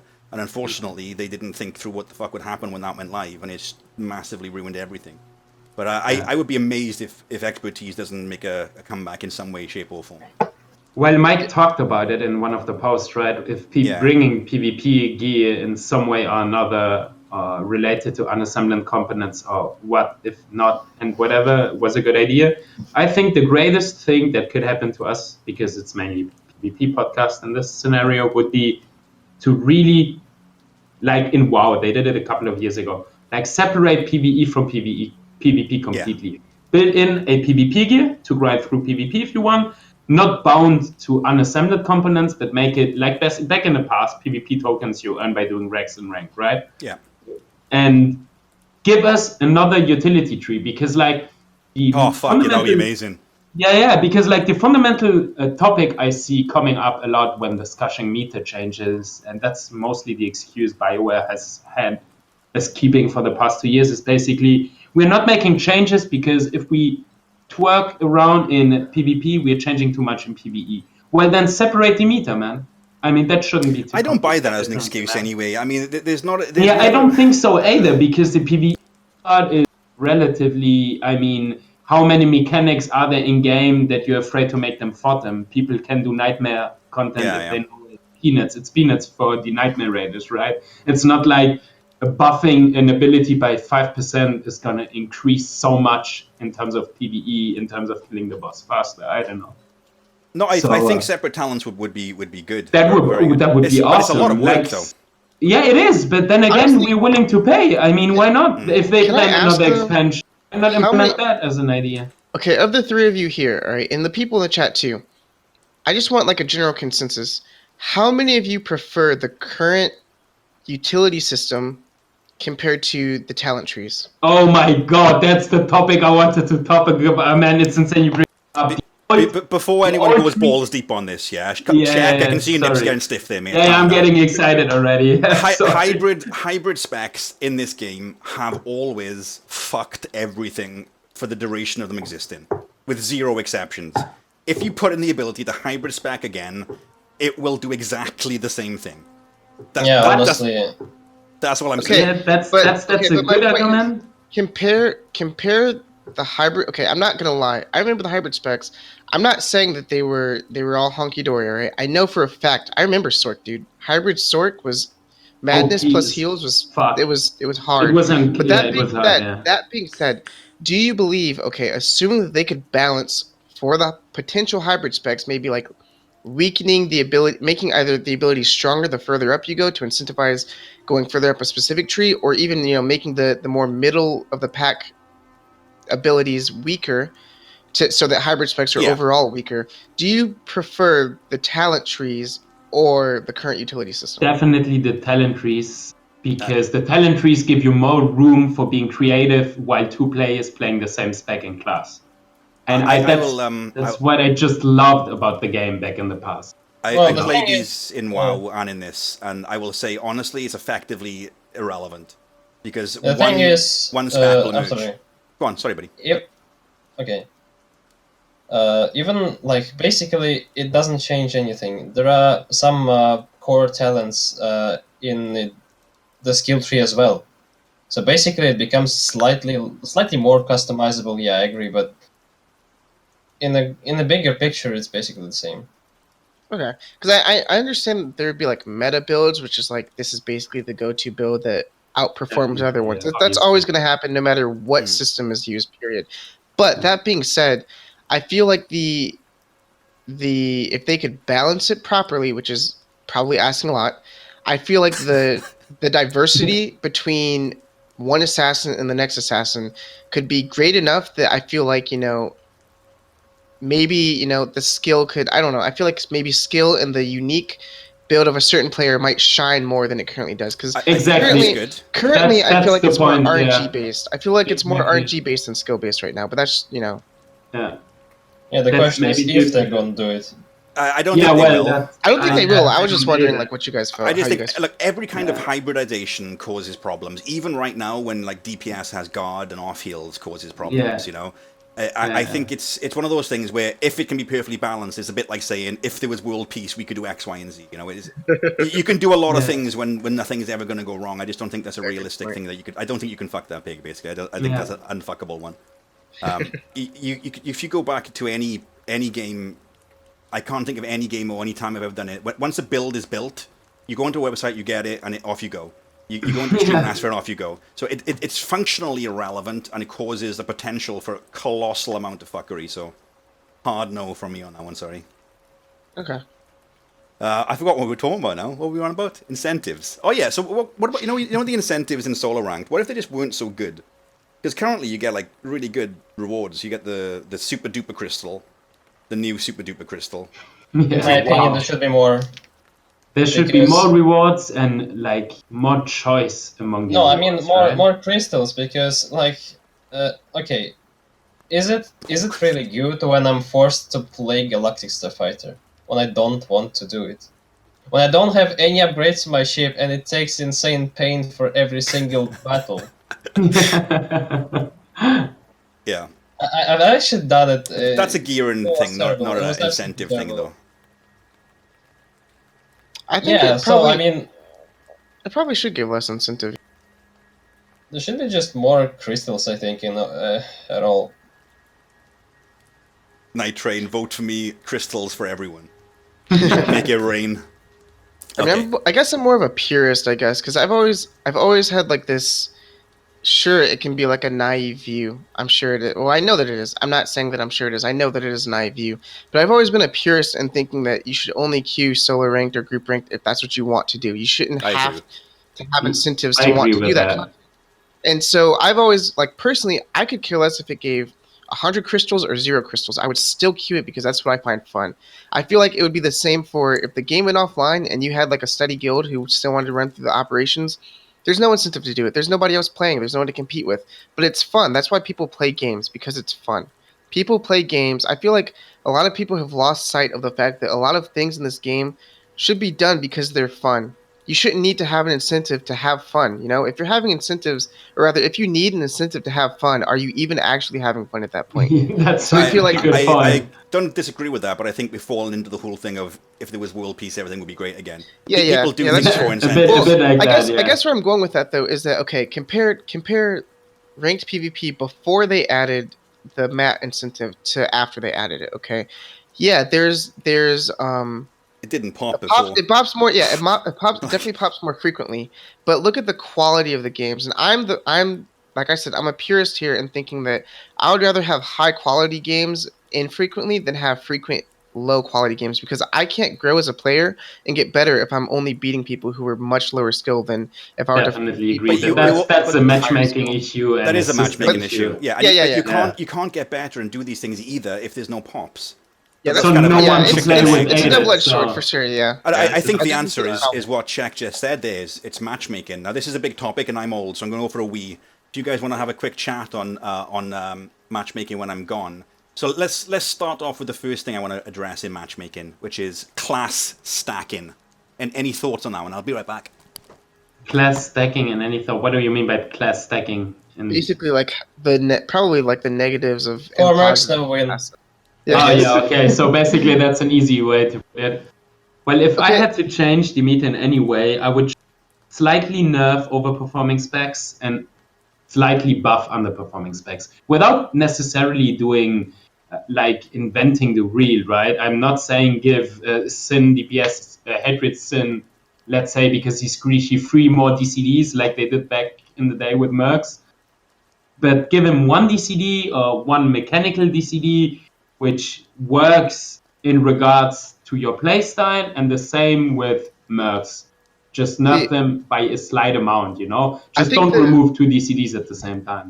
I think the issue is less so much like individual balance and more of what happens when you compound an issue. Okay, when you compound specific classes, because I'm sure that the two of you can agree, when certain classes are stacked, even if it's an underperforming class, when there's four of them or three of them as opposed to one of them, they become stronger as a pack. It's like the kind of like the wolf pack mentality type of thing. Yeah. Good I would example of this. say it's annoying to play against them. Yeah, good example of this. Like think of like Sorks. All right, an individual Sork. Think of fighting an individual Sork as opposed to fighting three or four who are all like pretty skilled, who are actually using their pull to peel for each other and pull them to high to reach places, who are using their off heals correctly, who aren't just like DPS monkeys basically. I feel like when you stack certain classes, regardless of if they're underperforming currently, it's just an inherent problem with the way that certain classes are built. Dude, fucking 4 PTs will destroy your day. Yeah, exactly. That's exactly what I was saying right before you came up. Oh, Was sorry, that man. just to catch you up, I was basically saying that as far as class stacking, it's less of an issue with specific class balance and more of an issue with how certain classes perform as you stack Together. on more Yeah, of the yeah. same class. Yeah. It's always been an issue. I mean, if you look into the class balance as well, like Smash Mara was a huge problem for a long The time. Monkey Mara era or the Dot Hatred era. Yeah. Yep. They're There's fine now Sweaty too. meters, that field was just insane. And those Yeah. off fields, Yeah. you basically were Yeah, immortal, man. don't If you remind played me it of hatred right, sins. yeah, like if you Oh, yeah, played it stacking. right back in the day, you were immortal as a Hatred Sin because you could overlap, vanish, and face walk all the time to root someone 30 meters away, knock back, root him, dot him. Your dots didn't even break the dots, dude. It was insane. Yeah, like Yeah. there's certain classes that are they're just really difficult to take down, even if they're weaker. Like a great example of this is, take a single merc, and then take four mercs. Yeah, That the shit, difference is it's like just a raid insane. boss, dude. It's like you want to talk about. I That's talked right, earlier boss. about how it's like different difficulty in PvE and PvE. That is the equivalent of PvP nightmare mode, dude. Like 4 mercs is good luck, dude. Good luck on meeting the enraged timer, as opposed to as opposed to take like 4 operatives or 4 sins. Like it's still strong as far as like burst, but if you live past that initial burst, like versus 4 mercs, for example, you have a much harder time. So like stacking Yeah, certain definitely. classes is not, it's more of a detriment as opposed to stacking other classes, which is more of a boon. So in So terms I don't think you can really in, fix that other than matchmaking, yeah, in terms of the matchmaking, I know the way they do it now, roughly speaking, is by people's rating and they combine them together and all this kind of jazz. But how much of or do you think there should be an influence on that based on the class that you're playing, so you don't end up with 4 Maras versus whatever else? Because I see it all the time. I think that matchmaking, I think the way that it should work in my ideal world, in Krea's world, matchmaking would first take into account all of the classes in the pool that are queuing. So if it's like 150 players, X amount of mercs, X amount of sins, whatever, split them up, dude. That should be the priority one, is splitting them up, because certain, like I said, certain classes just get exponentially, certain teams, certain solo ranked teams are exponentially more difficult to defeat based on how many of a specific class are in it. So the priority should be making classes more diverse. From there, then you should take into account elo, because generally what happens is it's like it's a trap, Wouldn't that be the other way Generally around? speaking, well, no, because I think of it this way. Generally speaking, the higher elo people will generally be playing the most homogenized classes. So then it inadvertently stacks. You mean it stacks the classes going further higher?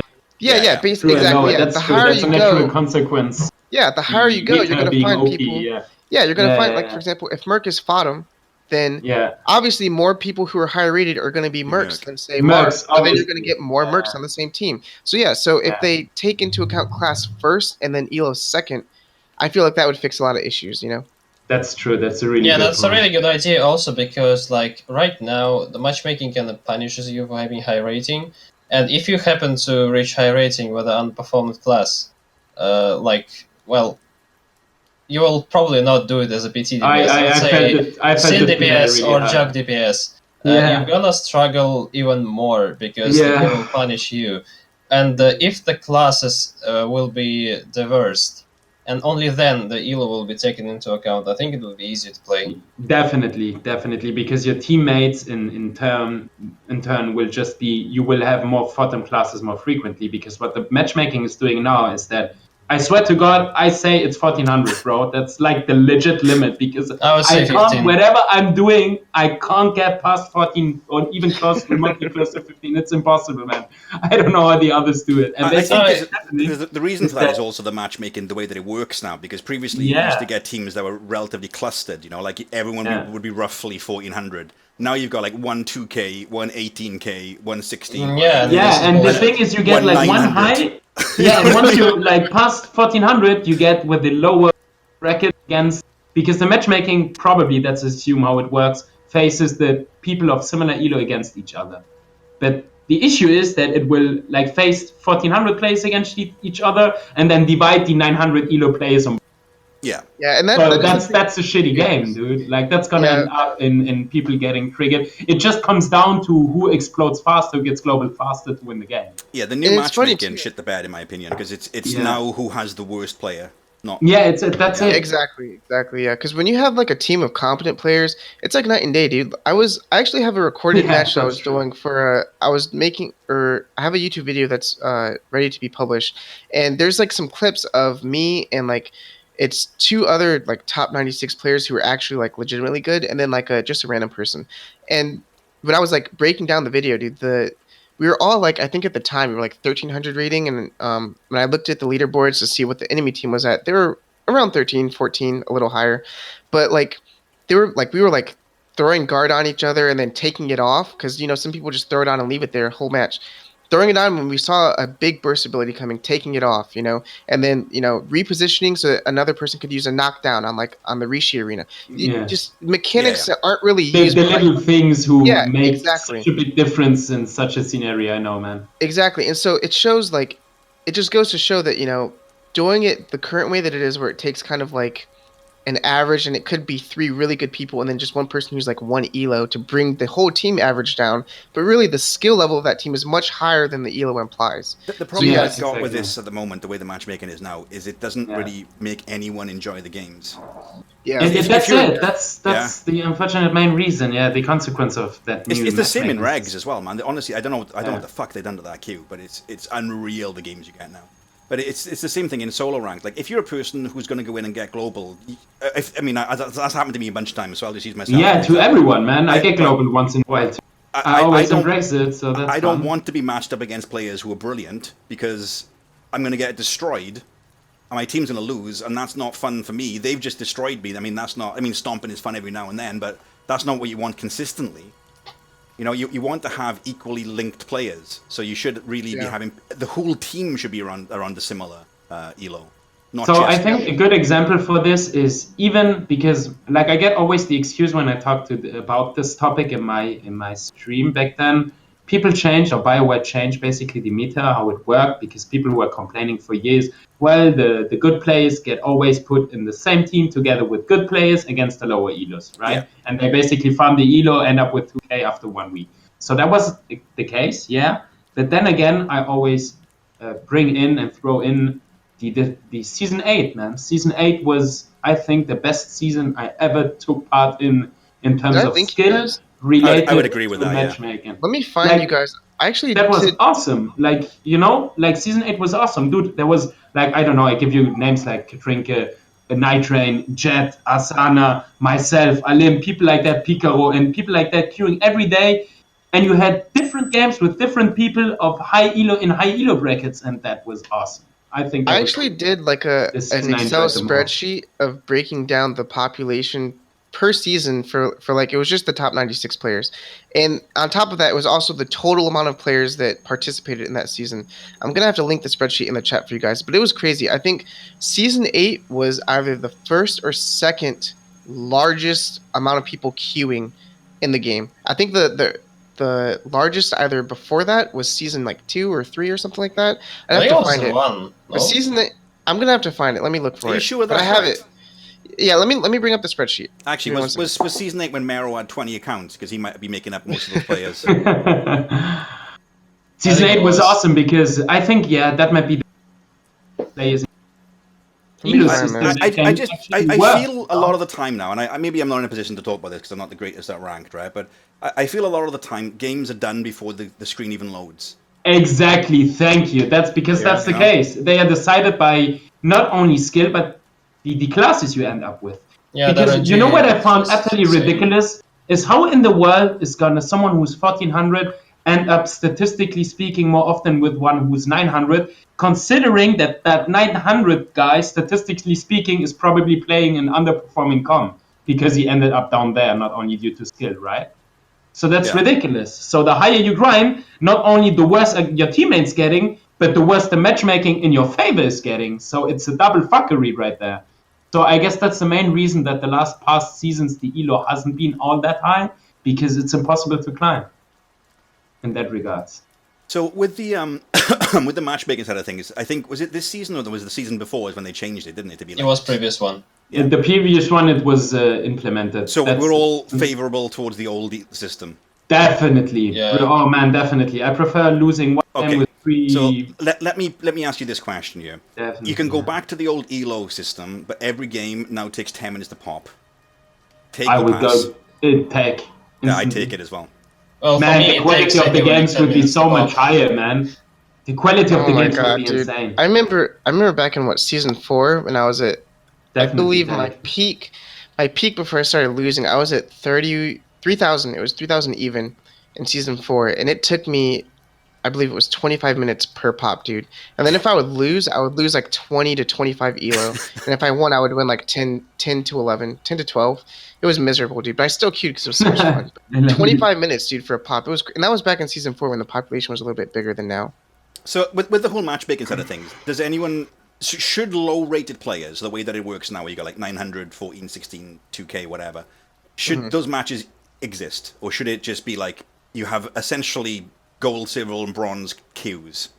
I understand that there'll be longer queues for the gold players. But that should be okay. That should be totally fine. Yeah, that should be okay. And I believe that it should be more fun for 900 elo player to play against 7 on the other 900 to 1k elo players. I agree with facing that, people who have 400, 500 elo more, but still who got 1,000 elo more, you know? It also gives you a chance to get better, because you play exactly. You can improve over time, and once you pass a certain bracket, you know, you're you're being put with people who somewhat are on the same skill level. Oh, I can't. Even though you I will got it. always have the pro players who will start new classes and stuff, but that's happening in every MMO ever. So since. look at the far right of that chart. The far right shows Where the did you total characters post that it in? participated. Oh, I posted it in. Yeah. Hang on one And second. You can see in season Okay, yeah, 1, thank you. it was 29,500 players. It was actually more than that because there's duplicates at the bottom for like tied for the same rank. So it was actually more than that by roughly 500. Season 8 had the most participants, only second to season 1. Insane, Season yeah, 8 28,000. Season 8 was huge, and it actually had like it was closer to 29. Insane but that there to were consider that it duplicates. was Yeah. almost as close to season 1 than season 8. But Yeah, bear in mind, maybe this that's is- the reason it was that much fun, man. Because like the Yeah. matchmaking and the elo system worked because the player pool was bigger. So you had different brackets skill-wise and elo-wise. So When that was season nice. 8 released? Isn't that around the expansion? Isn't that why I it's think up? so. I think 5.0, right? Season Yeah. 8 That- was after Mercs got buffed. Yeah, Yeah, 5.0. exactly. So Yeah, you- that was the new Yeah. expansion. yeah, Yeah. you're gonna have more players there because it follows an expansion. Just factor that in. Maybe Yeah. that's probably the reason. Yeah, but people stuck to it until the end, man. Like Yeah, it was season 8 pre-active was- until the end. Yeah, you could even queue a couple of weeks before the end of the season, and people were even still playing after over half a year of Yeah. season. So, And just to, I know Yeah. Alan just said something in chat. I don't think the old system was perfect. I think it also had a lot of problems, and ideally they would address definitely, those. like mechanically speaking, is source healers and mercs and even sim tanks with the armor and the double stance debuff and all that shit wasn't. But it was more fun than this one. But it is definitely Yeah, more fun yeah. than this one. Yeah. All right, so this kind of segues us nicely onto the next one, which is I think it's the one that Shaq wants to be very passionate about. It's Yeah, the let's go. the meta. So The meta, we've been- my baby. we've been in the same meta now for what, 2.5 years? It's insane, man. I can't believe that I'm still playing this game so passionately. Yeah, since Okay. Nightrain and Krea. There have been some changes. So Mercs went from being completely insane to slightly insane. Snipers went Yeah. from being completely insane to slightly insane, and Maras Yeah. went from being completely insane to slightly insane. But that was about it, really. It was still the same meta, still the same 3 classes. I mean, to bring out the good things, I would say that the changes they made to the auto crit on Shield was the most valuable Yeah, that was change to tanks in I completely PvP. forgot about that. Yeah, that was good, very good. So that changed the survivability of tanks so much. People who don't main tanks and who don't play them as hardcore as I do might not enjoy the change as much, but me as a main sim tank player, man, my shroud is off cooldown every 35 to 40 seconds. Because now it has a utility in the tree which had no sense prior to the change, but if you shield more often, your shroud is reduced by 1 second. So you're basically tankier now than you were before. And that feels so gratifying when playing a tank So- because your survivability increases. What would you guys say would be a reasonable amount of time before meta mix-up? And meta mix-up doesn't mean like batshit crazy changes. It could just be like, for example, if Mercs were defensively nerfed slightly now, so that they were no longer the best class, that would change the meta a lot because you would stop facing 4 Merc teams, which is what happens a lot now. Can I be spoiled and say every season, or every other season at least? Like, look at the yeah, look I mean, at the that's- track I was going to Look say at the 1 track month. record. Yeah, I was about to say one month Every too, man. season? You being like, What the fuck? Look at how long their seasons are, dude. Like, they say that they're trying to make Yeah, it but I shorter. don't want a their meta seasons that are long. like- oh, you're saying it's not long or it's long. not short now. Yeah, it's definitely Yeah. too long, man. Well, I would I was change it saying- like every month. I was saying every Long. season now, since they said that in that dev blog they stated they were trying to have like 3 to 4 month seasons, which compared to the 6 month to year long seasons, Yeah, every it's a season huge seems fair. improvement. You know, I think about if 4 it's 3 times. months and it's regularly 3 months and stably 3 months, I would accept that. I think that's a reasonable compromise than the 2.5 years. Yeah, Yeah. definitely. But ideally, I would think say a monthly would be minimum. good. I would say minimum, at the absolute minimum, every season, because that's more than enough time to say, you know, Yeah, 3 players months have isn't enough tested time. stuff. And Yeah, shit. they can look Yeah. at their metrics and say, all right, here's what's going on according to the metrics. This is the highest rated class. This is the lowest rated class. Why are they the highest rated? Why are they the lowest rated? But the Exactly. thing with this as well is, like, when it comes to changing the meta, and I want to just reiterate this, you don't have to make crazy changes. I mean, if PTs were buffed now, and they wouldn't need much of a buff, so they were more survivable, they would just take over the meta. And that would completely change everything. I mean, it might be for the worst, because Yeah, I the I'll still thing get is- flashbacks to PTs, but you could do it The that thing way. is that when it comes to class balancing, in my opinion, they should keep doing the same the same steps as they used to, like when they nerfed mercs slightly, when they nerfed snipers slightly, when they buffed chaps slightly, but they should do it just more often. And More for often. all the classes in every spec, I think the only fair thing to approach PvP in general is to do it for all the specs in every pack. I think that's too much The work. thing, see, So the thing think is so? though, you don't Yeah. have to do that. I don't think you have to do that because if they change one thing, especially with like how, let's perfect example. Okay, let's say they change how mercs work and they either like nerf or buff damage in some way. That also inadvertently changes what the best tank is for the meta, because if a specific DPS is weaker, then maybe another DPS rises, which makes another form of tank better, which makes another form of healer better. So they don't need to do all the specs. They just need to touch the ones that are a little bit too too high. I think balance in the game now is probably the best it's been ever in terms of like overall balance in PvP. I think most classes are playable in some format, but I just think every class should have one spec that performs. I think asking for 3, you're literally tripling the work. I would say that right now, relative to the past, class balance is definitely it's better. It's just matchmaking that makes it seem like it's worse.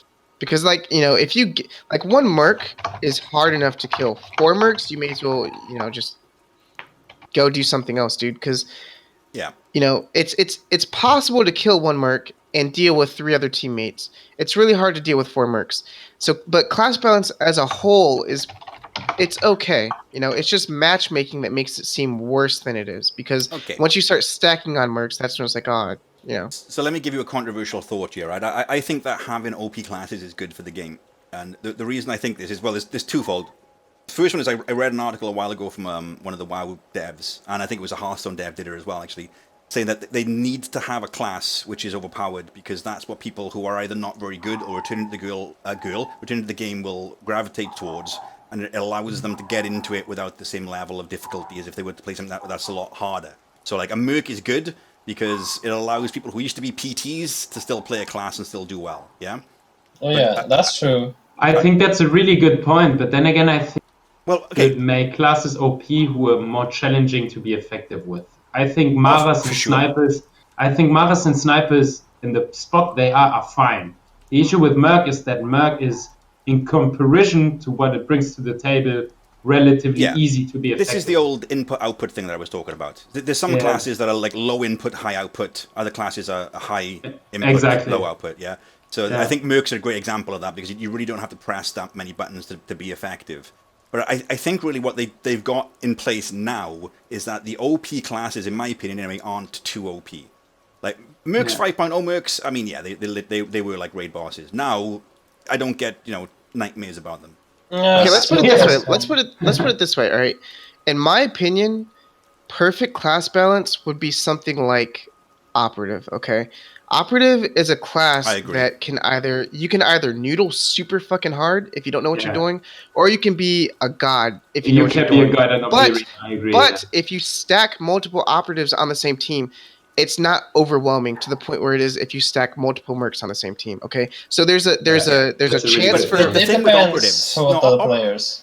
Kind of, but operatives. We'll just assume level skill for all of these things. Operatives are balanced, in my opinion, because everything is a choice. You either damage or you heal. You either defend or you move. You don't have everything. Other classes just have buttons that allow you to do more. Operative is always a choice. That's why I think operative is.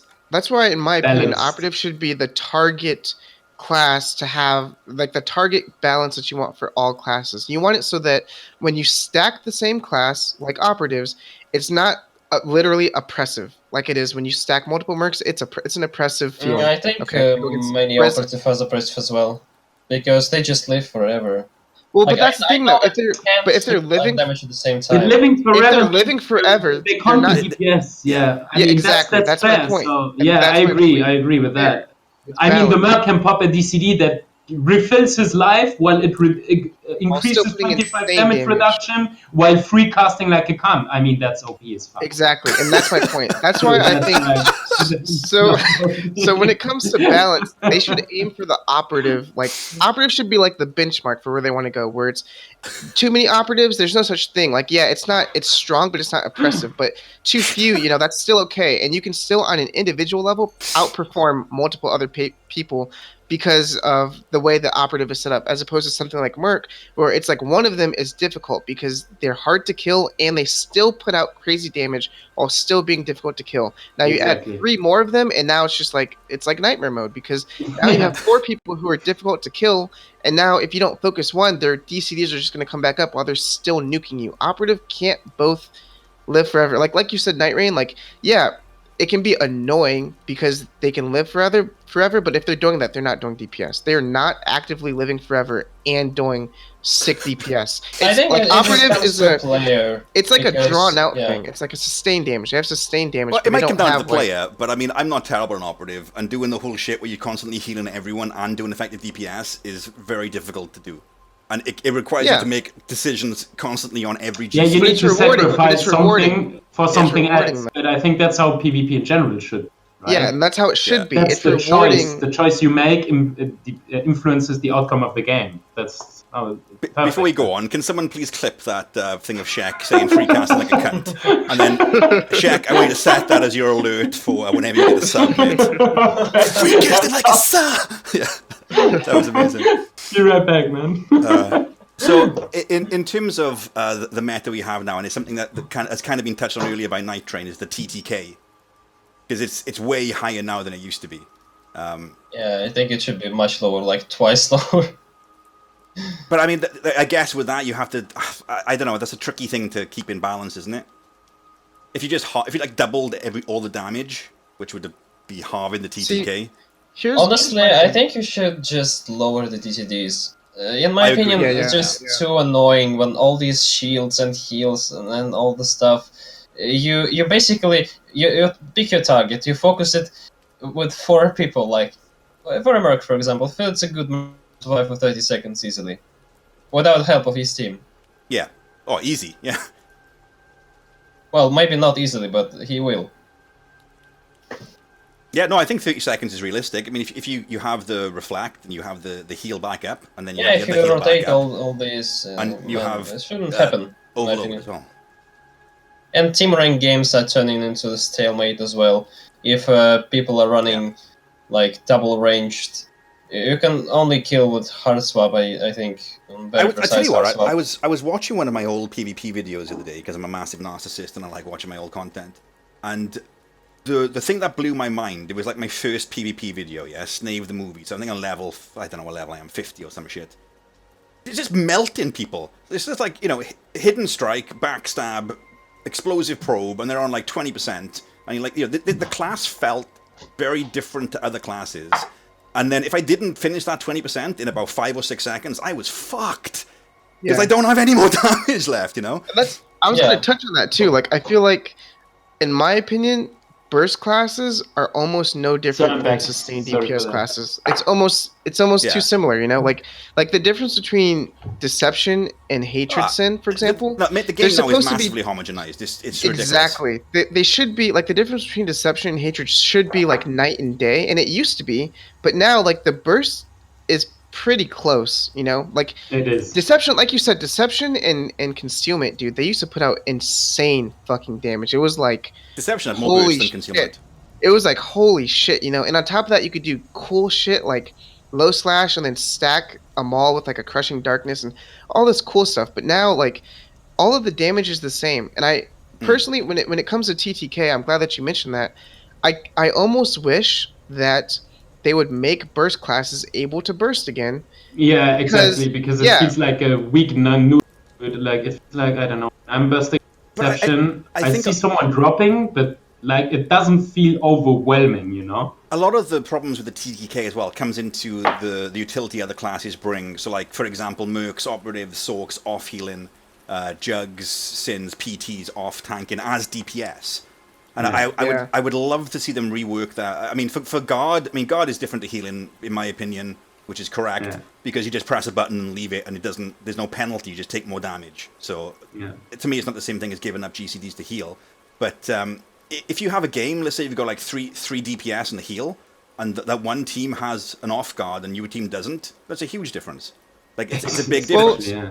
The thing it's is, the though, same thing with off heals as well. I just think they should do it so like if you're healing, let's use operative as an example. Yeah, if I'm not a healing operative, my heals should be 30%. Pull the number out my ass, less effective on other people other than myself, because it becomes less of a problem then. So Yeah, with that's a guard, good idea. with guard, that's kind of like guard's a little bit trickier in my opinion. Okay, first off, Guard's I think easy the as guard fuck, should be man. locked into. Guard. I think. Well, I was gonna say. Let me preface before I give off the wrong impression. First off, I think that guard should be locked into the tank spec, and that's it. But that, considering that it's not currently, okay, going off of what it's currently like, guard's a little bit different than off healing because there's a counter to guard as opposed to off healing. It's a lot more difficult depending on who is necessarily off healing. For example, the off healing abilities of like a merc is different than that of a sork, which is different than that of an operative. Whereas with guard, like if I'm playing hatred sin, dude, and I try to off guard, I'm gonna get. I'm melt, yeah. It's I like made that whereas opposed to like if experience a weeks jug ago. is off guarding, that's gonna be a lot different than if like a PT is off guarding because of the talents and the trees. So there's more. I guess my point is there's more clear counters to guard than there are for off healing. That, and I'm not saying that either should be okay. You know, both are kind of sort of problematic. I disagree. But I feel like guard is a lot easier, you know, to deal with. It punishes the enemy team more for carrying. Yeah, it's easier to exploit somebody who's guarding on the enemy team than it is to exploit an off healing. I think that when you have a game like I just said with the three DPS and one of them can guard versus 3 DPS and a heal, with no guard, even if you melt as a hatred sin, having the ability to stop someone from dying wins games.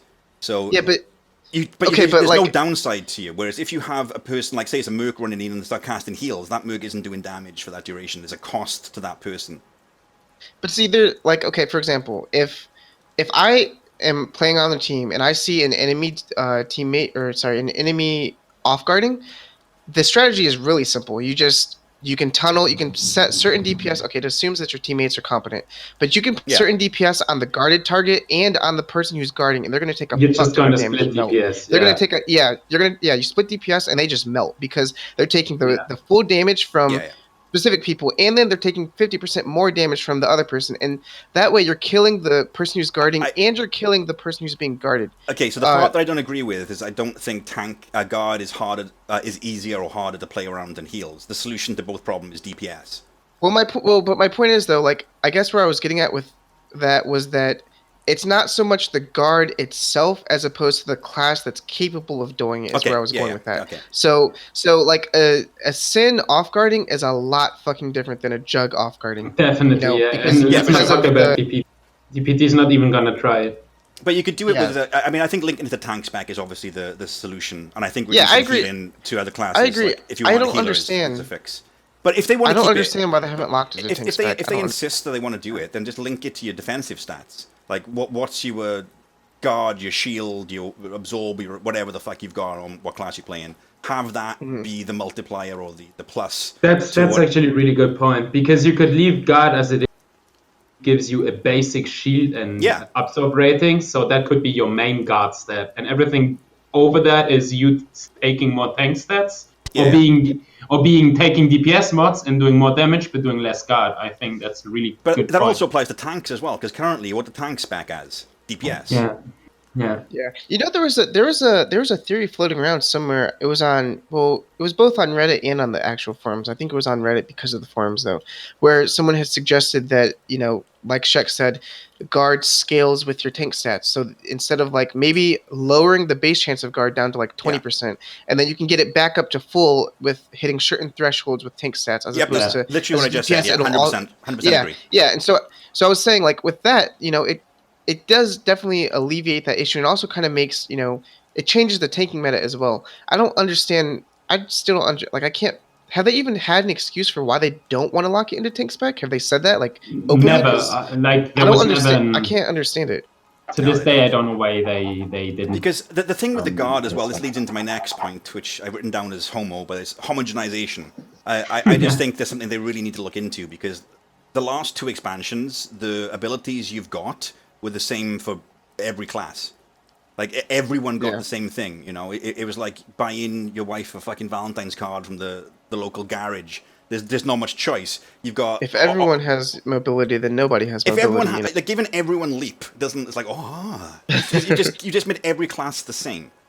You know, if everyone has push, if everyone has pull, if everyone has leap, if everyone has, like, whatever the reverse leap is, you know, or something which is the same type of thing of it, you're just making all the classes the same. And now it seems to me like the main difference in class isn't the play style, it's the effectiveness. Yeah, it really is. It really is, yeah, that's a good point. Because that's just the fact, that's the case. I mean, there is nothing, you couldn't disagree with that point. I would like to see them do that differently. Even looking at, like, I guess a really good example of that too, firsthand would be like, look at Lightning Strike, dude. Look at where it used to be compared to now. It used to be a turret. Yeah. Now it's a lot more mobile. And I'm not saying being more mobile is necessarily bad, but at the same time, make it tanky or make it mobile. Yeah, they could have upped the burst for sure. Just up the burst and keep it a turret where you're just stationary, but you're doing shit tons of burst damage. You know, or either you're kiting and doing no DPS basically, without all these auto casting while moving stuff. Yeah. So yeah, they're definitely like Lightning at this point is pretty similar to Madness as far as like mobility goes. You know, it shouldn't be that way. There should be differences. If I play one class over another class, I want to feel like I'm playing something different. Yeah. You know, like the difference between Hatred Assassin and Madness Sork is different enough that you would either play an Assassin or a Sork for that specific spec. Even though that the spec is really similar in terms of how you play. Yeah, there's still enough differences. But within like the same class, they need to do better with that. You know, they shouldn't like Lightning shouldn't be it should be the turret spec that does crazy burst damage in my opinion. Okay. So yeah, I definitely agree with Snave. It's too homogenized. Yeah, me too. That's why when the problem with the homogenization thing, no, that's right, Jack, is to fix this you're gonna have to lose things. And we also what happened when Sins lost Phase Walk and, you know, all that kind of stuff. So are people really going to be happy losing abilities to have a degree of separation? I mean, the thing is, like, I agree, but to which price are you willing to pay to have effective changes? I mean, removing Phase Walk to Sins, give it to Source, okay, but they didn't add anything to Sins in terms of servability. Well, I think the Phase Walk thing was strong in terms of being an insane escape mechanic, supplemental to Vanish, obviously. So I somewhat understand when people say, well, but you already got Vanish. Why would you want another escape mechanic? Then I would say, okay, I agree. But then again, we are a class with Deflection, which has almost to non-use in ranked PvP. So either buff certain DCDs to make them more effective if you're willing to remove some aspects of the mechanic in general. Not only that, too, like, they've definitely made, like, Phase Walk wasn't even... Like, I think I wrote a guide on it once or in a section of, like, a map section of the guide where you could put Phase Walk to use it to catch up with players that you know are going to kite to certain choke points, you know, to kind of close that gap. Like, it just really goes back to my point of they're making everything so, like, dumbed down and easier. Taking away utilities and taking away options isn't always the best thing, even if it is to help new players, you know, because it's really lowering the skill gap of what a class can really... what a class can do, to pull out everything, to be more creative with. That's coming back to the point of the trees earlier. That was actually the main reason I would like to see utilities change to, like, give us a broader, like, even if you have two Sins, that you can see the difference in the two Sins depending on how they choose to spec their class, you know? Exactly. Yeah, I was about to say that. Sorry, Nightrain, what are you saying there, buddy? Okay. Like, it's actually a good idea, in my opinion, to make utilities more flexible. Like, more impactful, I think, is the word. Yeah, more impactful. No, I mean, so there's one ability, and when you use certain utility, this ability is being changed completely. Yeah. But it shouldn't be much better. It should be different. They did that with Sork, right? With their Saber Strike, right? Where they made it a root. Like, that's a good example of that. Well, this is actually a bad example of that. Because no one would take it. Well, of course, because it's useless. I'm not talking about how you use. Yeah, I'm talking about, like, changing it entirely, though. Yeah, kind of. Mechanically speaking, you're right. Yeah, I'm talking about from a mechanical standpoint, not from, like, how you split it. Yeah. No, mechanically speaking, definitely. And I think one great change would be if you change utilities before the solo match starts. Yeah, I I think want to go that into change that. But Yeah, before we would go into that for a increase second, effectiveness All right. of different specs stop. against That's the next different point. classes. You're going too sorry. far ahead. Sorry. So I just Sorry. want to go on this because with the whole thing Yeah. about having a tree versus the utilities on there, I don't like the argument because I mean again I played through both things in different games and I just don't see any effective outcome difference. What I do find different is when you have a choice between, like when I was doing my Death Knight in WoW, and granted I didn't do any high level PvP when I went back to it. The three options I was given in most cases, you could make an argument for all three. And each one would have a different feel and a different thing. And there's always going to be a min-max, but there was a choice that I had to make as to what I wanted to do and how I wanted my build to be. Whereas when I'm doing a build in this game, I'm like, oh, well, that's better than the rest of them. Oh, that's better than that one. And then that's it. There's not really any decisions to make. Like, what decisions are you making when you're specking? How many talents do you really want to move around at any given point in time? Yeah. None of them fucking matter. You know, if you want to talk about respecking before games, sure. If you're against a dot team, you might want to respec to take like a reduced dot damage utility. Or you take a longer shroud when playing a Sin, you don't? Absolutely. Like those things are like meta changes, yeah, based on what you're facing. But in terms of like having a different class feel, I think that if you just made the utility choices have a bigger impact on the game, then you would have the same kind of feel yourself. Just like my opinion on it, I guess. I agree. Like, I think a really good example of that too is like, or rather, an example. I remember back when they first did the utilities or whatever, and what was it? Deflection had 12 seconds of CC immunity instead of 6. And obviously, you know, 12 seconds is a long fucking time. Like for the opponent, it feels like forever. But as the Sin, it made a previously almost completely useless, depending on the meta currently of like, you know, what Bottom was currently, a previously useless utility actually useful. You know, it shouldn't be that you have a big, long 2-minute or 3-minute DCD be completely useless. And it's like, oh, well, they're mostly force and tech. Like, what does deflection do against an operative? Nothing. It does nothing at all. Yeah. So, you know, being able to spec into something to completely change it, to make it so that, no, you can't get flashbanged or hardstunned for 12 seconds, you know, it's useful, you know, as opposed to it literally goes from being, why would you ever press this button against an operative to, also, okay, now it's got relevance, you know? I want to say this before I forget. It's a great way to do it that way as well, with specific abilities, because going back to what we were all talking about earlier, I think Shaq brought it up about having PvP-specific utilities. Yeah. You can do it that way. You can just put a utility in that's garbage in PvE, but good in PvP. Exactly. You know, and I it doesn't change anything. Yeah. And to go back what you were just saying, respec-in for live games. I think respec between rounds absolutely should be brought back in. Respec-in your utilities, not your talent. You know, your the utilities, not the spec. Yeah. You stay in the same spec, obviously, but you are able to change the utilities depending on the classes and specs you face. I don't know why that wouldn't be put back in the game now, to be honest with you. Yeah. I don't either, because there's certain utilities like when, for example, a good example, whenever there's like a ton of operatives in the queue, I would generally take the knockback route on, you know, on my force wave or whatever if I'm playing my Sin or my Shadow, you know, because it's more useful. It's useful against operatives as far as locking them down. It's not really useful. Yeah, it's not useful on like a ranged DPS, generally speaking, unless you're on a map that's multi-tiered like McKeb or, you know, Orbital Station, whatever. But my point is, like, it loses its effectiveness when there's more ranged DPS as opposed to how effective it is when there's more melee DPS. So why should I be locked into? Why would I even gamble taking that utility and then kind of hoping that there's more melee DPS in the queue? You know, why shouldn't I have the ability to respec on the fly and say, okay, there's melee DPS, this might be good? That it brings back like impactful choices. It goes back to the operative class balance that Snape talked about. As far as you make a choice, each decision is a choice. It brings back choices. You know, you make that choice. Do I want to take this route?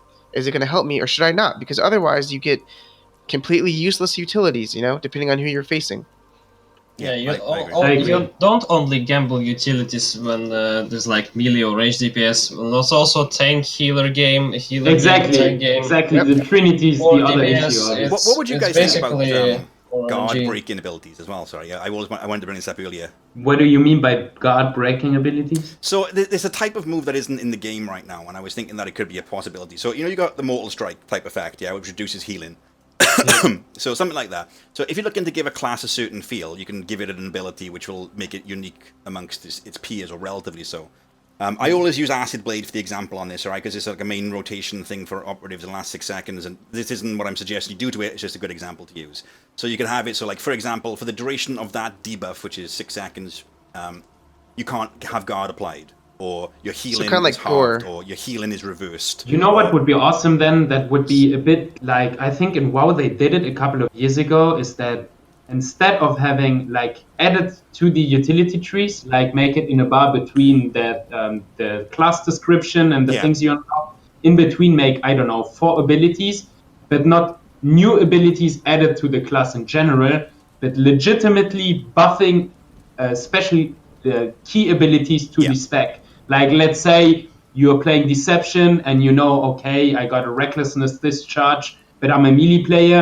Give me one utility that makes my discharge work 30 meters away.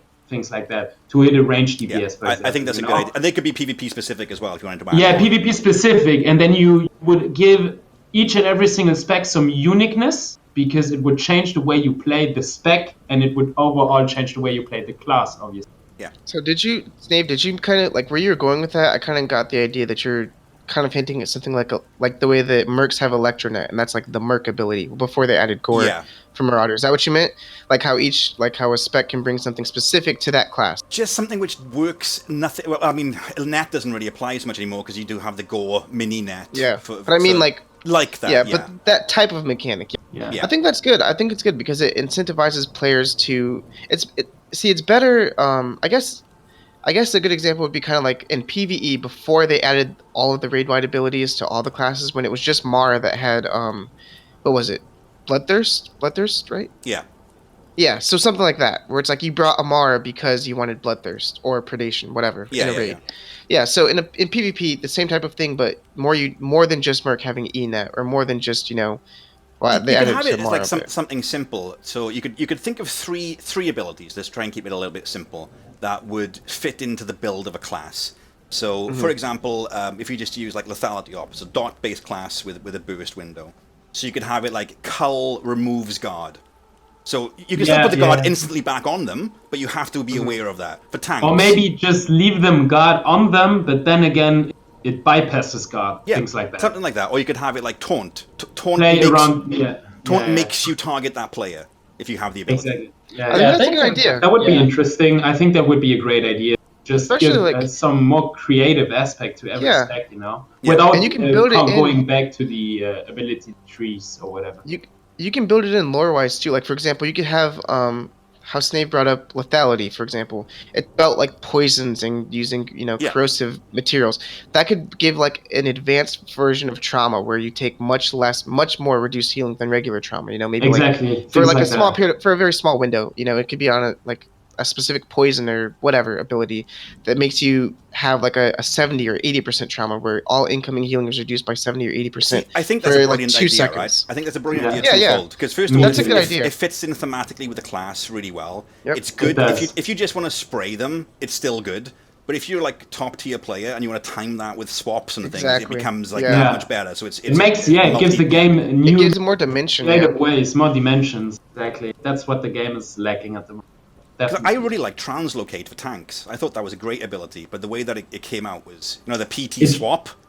Yeah. It's just too long to cast. It's just, Well, it should it be shouldn't instant, be or casted 0.5. that long. It should be 0.25, 0.5. Yeah, Yeah, something by the like way, that. It shouldn't be instant. about this guard breaking thing, I think it only has to be a thing for sustained specs. Oh, it's just an example. It's nothing. Yeah, you specific, could obviously implement it to whatever. Then the meter and the community should test it out, I guess. And once Yeah, it's because implemented, then giving it to burst classes is kind of making them OP. Yeah, obviously. probably gonna be OP. But it also that'd be the lowers the example, TTK yeah. though, doesn't it? That's the other thing you're looking to do. So. It's only we can't really tell right now because we gotta test it a lot. Yeah. Well, but the thing is, though, it's already kind of implemented in the game currently. Like a good example, whenever you have like a merc on your team, well, if let's assume that players are of high caliber of skill, okay, it's pretty easy to global like. It's honestly actually easy to kill an operative if you know what you're doing, and I say this all the time. Super But people easy. are like, "No, they're so hard to kill," and I'm like, "Dude, like, whenever I tell them to focus the operative, they're like, no, he's just gonna." I'm like, "Okay, if you use your cooldowns and your abilities correctly, you can lock them down and kill them, and they can't roll."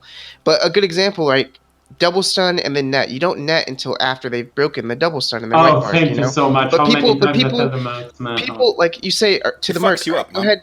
Yeah, you Yeah. say to the merc, go ahead and net the op like after the white bard, and they're just like, "Oh, he broke, or we stunned him once, better net him, and then you stun him again, He and just then he wiped breaks by it, and and he, and then he's out of there. Yeah. Like it's my point is the strategy is already there for utilizing like a strong mechanic of a specific class. Okay, Merc has the net. You can coordinate your net after a double hard stun to net them to lock them down if they break, if they CC break, and then you can kill them really easily.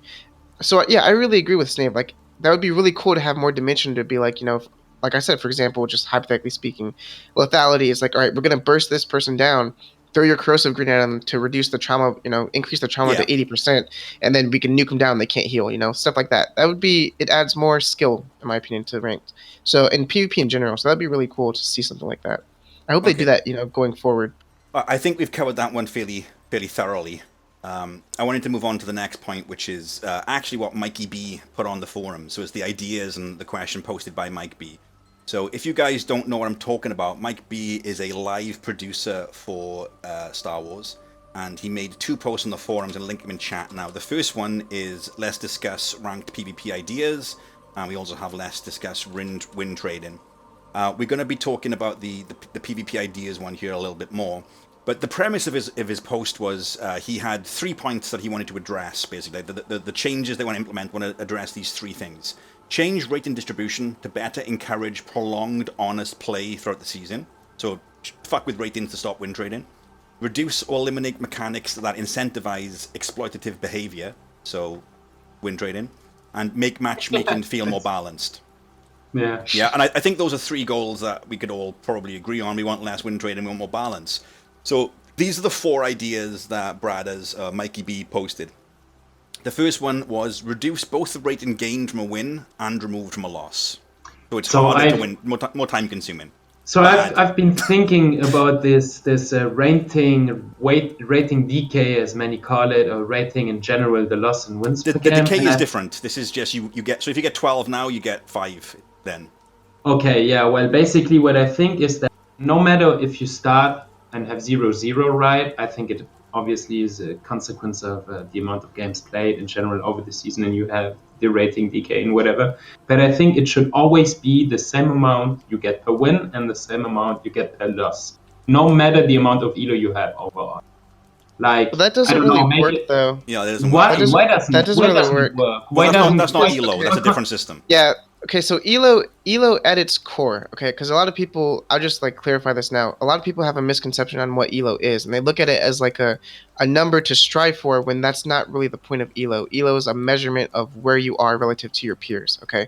That's all that it is. It's not like 2K elo is better than 800 elo, which is better than... It's not like that, because if other people are at 500 elo and you're at 800, that's still the same. So I guess my point is, to go back to your point, Snape, about what Mike said, all that he's really suggesting is changing the scale, but it doesn't actually change anything at all. It just changes the scale of what you can visually see, which does nothing. That does nothing.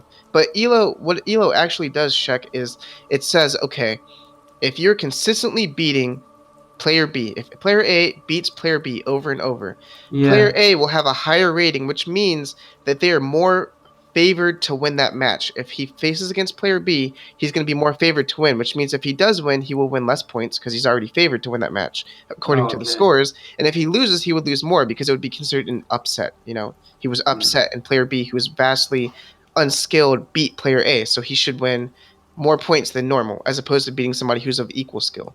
So a lot of people look at elo the wrong way when it's purely used to measure where you are relative to other players. It's not like an actual rank, like rank 1, rank 2. It's not like that. Okay, so my question, or not my point, my scenario would be then, how do you fix a queue which has such a big difference between player A and player B? Because then you will eventually end up having player A not getting any more.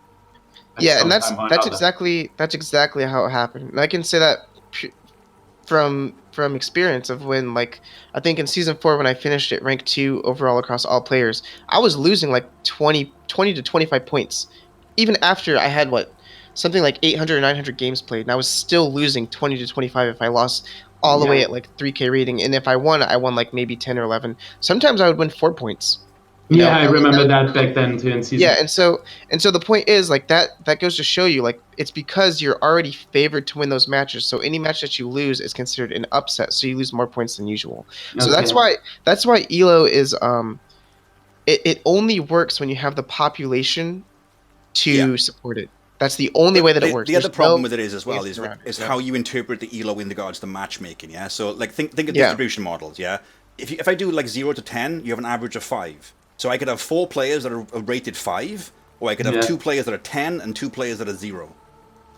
Exactly. Now the way it worked beforehand, at least I think anyway, was you'd have more of the 5s together. Your team would be more along the same line. Yeah, you would be put with the people who are closer to your Elo range in order to.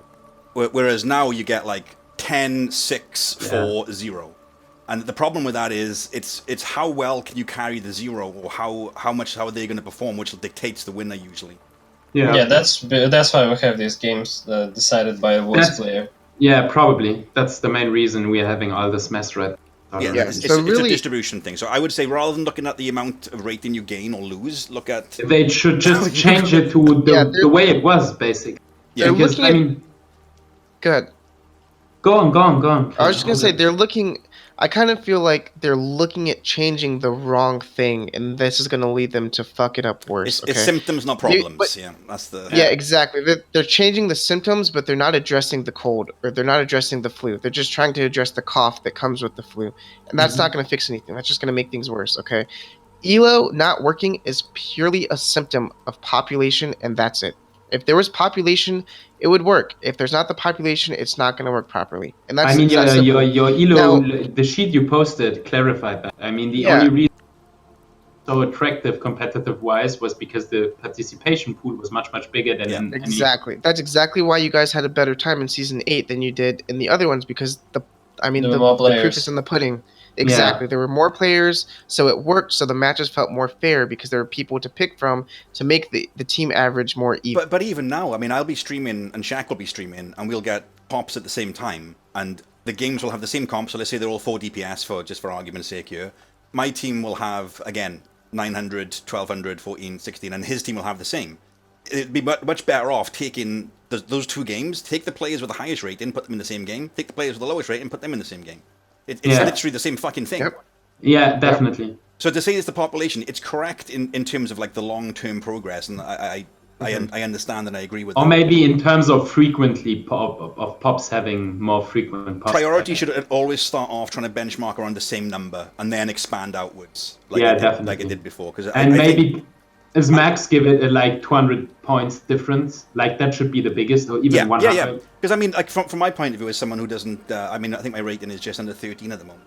Like I don't want to be responsible for someone who's trying to get a top 3 rating losing, and I don't think I should be in the same game as someone who's like pushing 1800.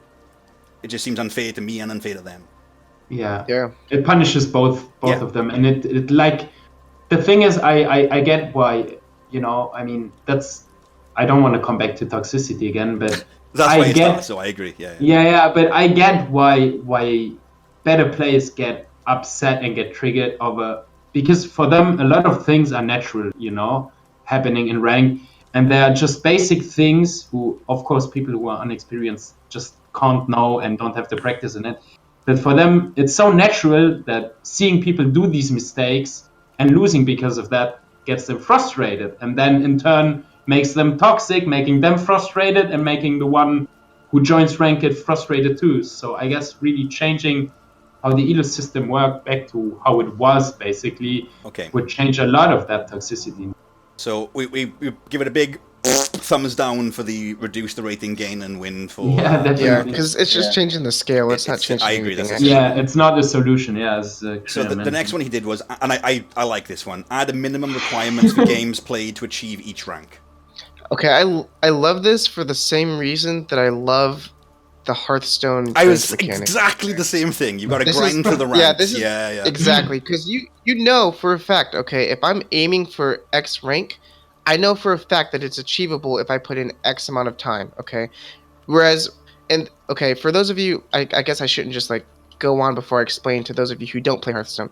So the way that Hearthstone ranks work is there's stars. There's a star system, whereas basically consider it a wins. Basically, if you get X amount of wins, you're gonna go to the next rank, and if you lose, like you only go back by one. You don't go back by like 5 or 10. You go back by one. And there's also win streaks. So if you win multiple times in a row, you can gain more than just 1 star. You gain 2 stars. Well, so what the about point something is, like that actually as a system in this game? I was just about to say, yeah. So it only does that up to rank 5, which is let's consider rank 5 gold tier for SWTOR standards.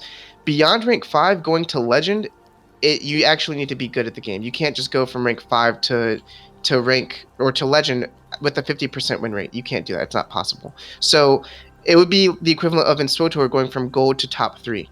And even within legend, once you reach legend, then there's individual legend ranks within legend. I think that system would benefit really great in SWTOR, because then people can queue up and have like a really good mental idea of what type of commitment they need to get to gold. And beyond that, you actually need to grind if you want to go from gold to top 3, as opposed to grinding from the get-go from what is it, 1200 where you start. There's a few ways you could implement this in this game as well. So if you had something like, let's say it's 5 wins per tier, we'll do the same thing as Hearthstone, rank 20 or whatever it is. In this game, you could do it so you just queue up, you win your game, off you go, you get your win streak, up you go in your rating, but also cap it so that if you lose, say I'm rank 18 and I lose, and I can't go lower than that. So I'm always making some kind of progress. And another good point too, when you think about it, if so how, for example, if at the end of the season you only go back like X amount of ranks. Yeah. If they implemented that in SWTOR going forward, so after you set your benchmark season, it instead of having to redo the whole placements from the beginning, it already has a benchmark from your previous season of how good you were. So you don't have to keep proving that you're a good player every single season. You can kind of start where you left off and then go from there. I think that would be really good in this game. That one with the end of season decay thing, where like if you're legend, you start at rank 5, exactly. I think, isn't it? Yeah. I think that's good too, because it separates them when the queues start in a new season. You don't get people getting farmed or that. That would actually be really nice in terms of if as Vita changed obviously to how it was the matchmaking in terms of the ease, then it would instantly from the first game on put the 1400 players with 1400 players. Exactly. You get the idea. So that is actually a really good idea, and people would just enjoy the games. All right, moral of the story, Mike B, steal from Hearthstone. Yeah, do it. Okay, so rating decay over time was the next one, and the rating decay that they mention isn't what we just said. It's if you don't play for like 3 days, your rating will very slowly go down. I want to say that I agree with this for the same reason that it's great in Hearthstone. Obviously, like legend ranks, I can't just sit on top 100 legend if I don't play for like even a day, dude. You go down to like 200, 300, 400. But I only agree with this with the premise that if you hit the threshold for gold, that any decay beyond that no longer matters. So if you hit gold and you decay beyond it, it doesn't matter. You still get gold. It should only really affect. It should be relevant for top 3. Yeah, exactly. I agree. Only affect That's a really good idea actually, because it would keep people playing the game, and staying competitive. Exactly. Well, instead of just grinding 2K and then park the tune and don't touch it until the end of the season. That combined with a minimum amount of games per rank, would nip a lot of that shenaniganry in the back. That would make the queue system really interesting actually. That's a really good idea.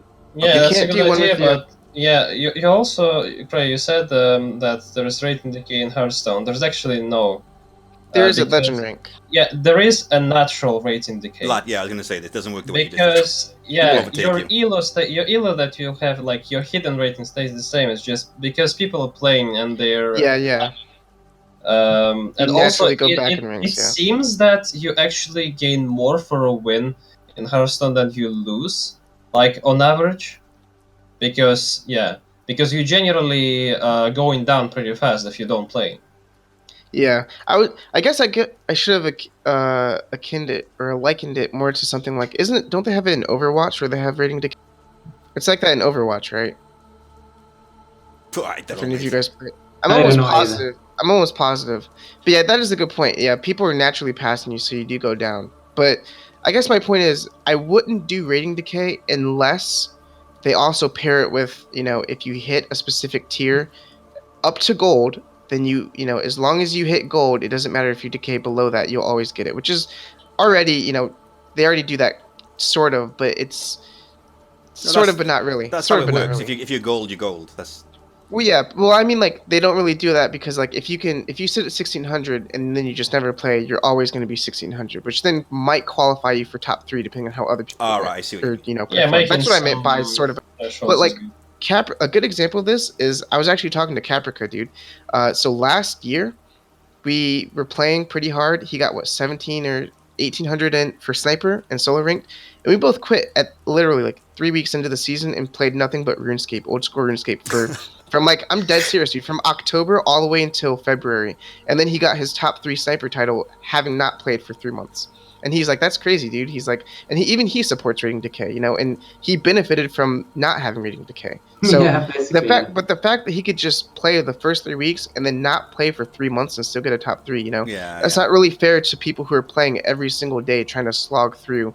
And at the end of the day, they play thousands of games and they don't. I think get that's anything for it, that's a good point, because at that point the player who's more committed to the game, like it would work in his favor that the other one is not playing, right? Because Yeah. his elo decay and him increasing at the same time, it would feel like a double gratification in some way. So yeah, I agree. That would be actually a really good idea. The last one he did was adjust the matchmaking system to better prevent large class imbalances in teams, which I think we've covered fairly thoroughly. Yeah.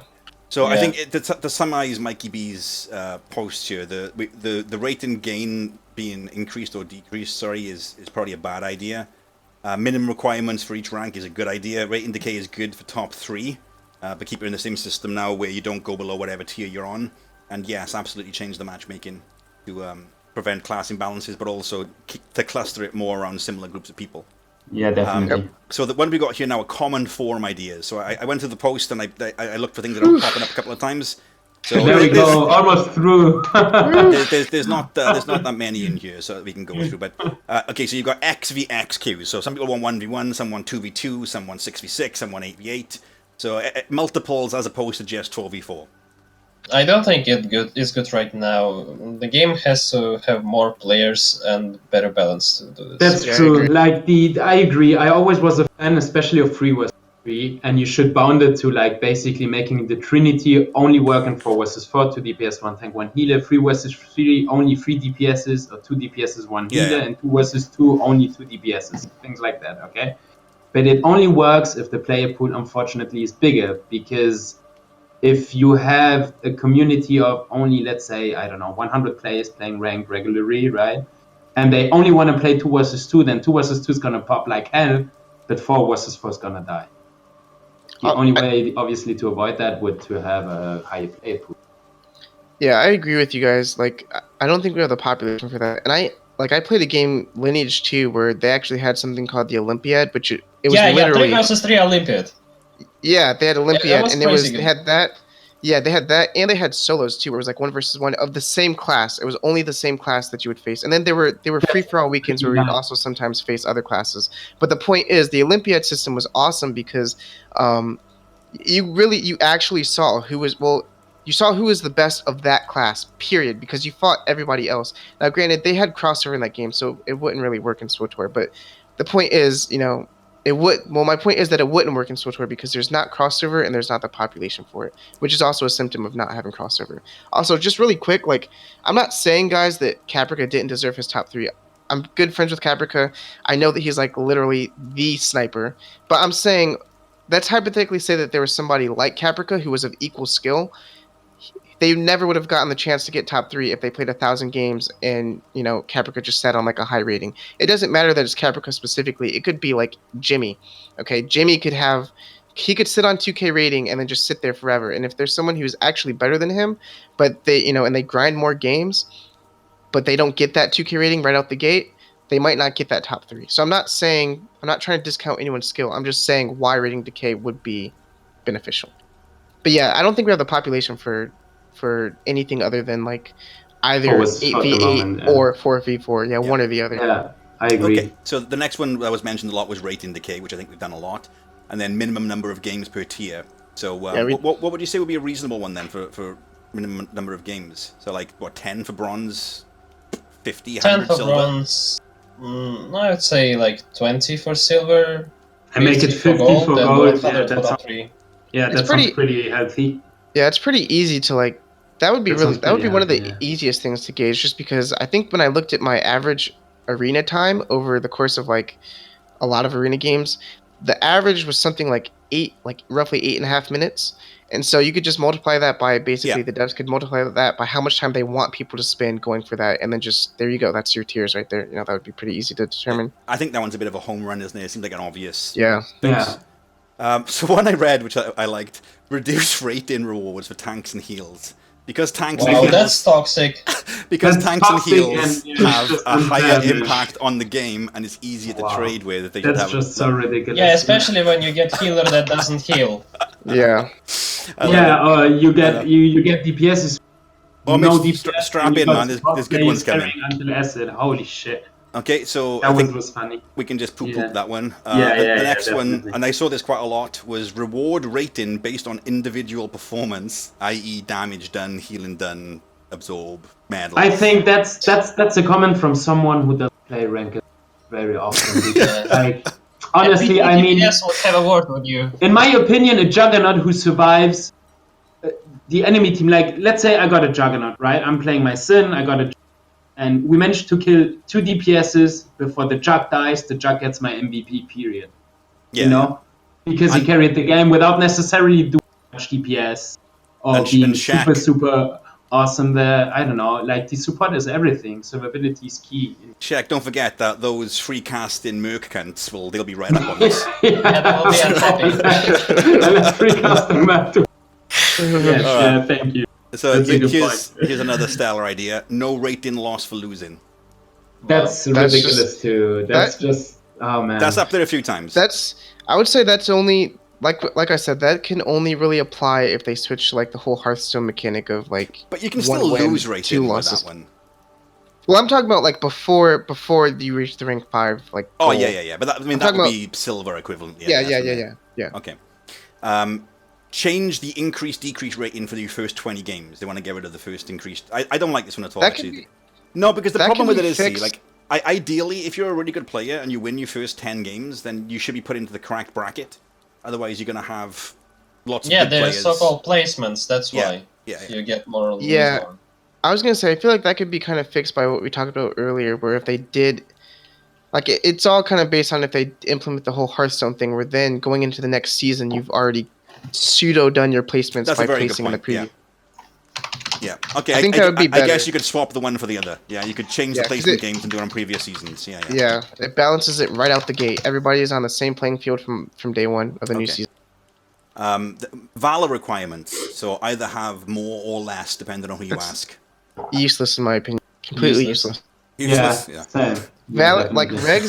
regs skill and regs does not translate to skill and rank. Can't period. confirm. Definitely not. It's not Yeah. the same. So it's useless. Valor shouldn't even be. It shouldn't even have a requirement in my opinion. I think it's more to stop new accounts, really, isn't it? The Yeah. Valor requirement. But Yeah, it's from, okay. I guess stopping bots Punish levers. So I guess we talked about this with the timeout Yeah. for like 15 minutes. with the timer.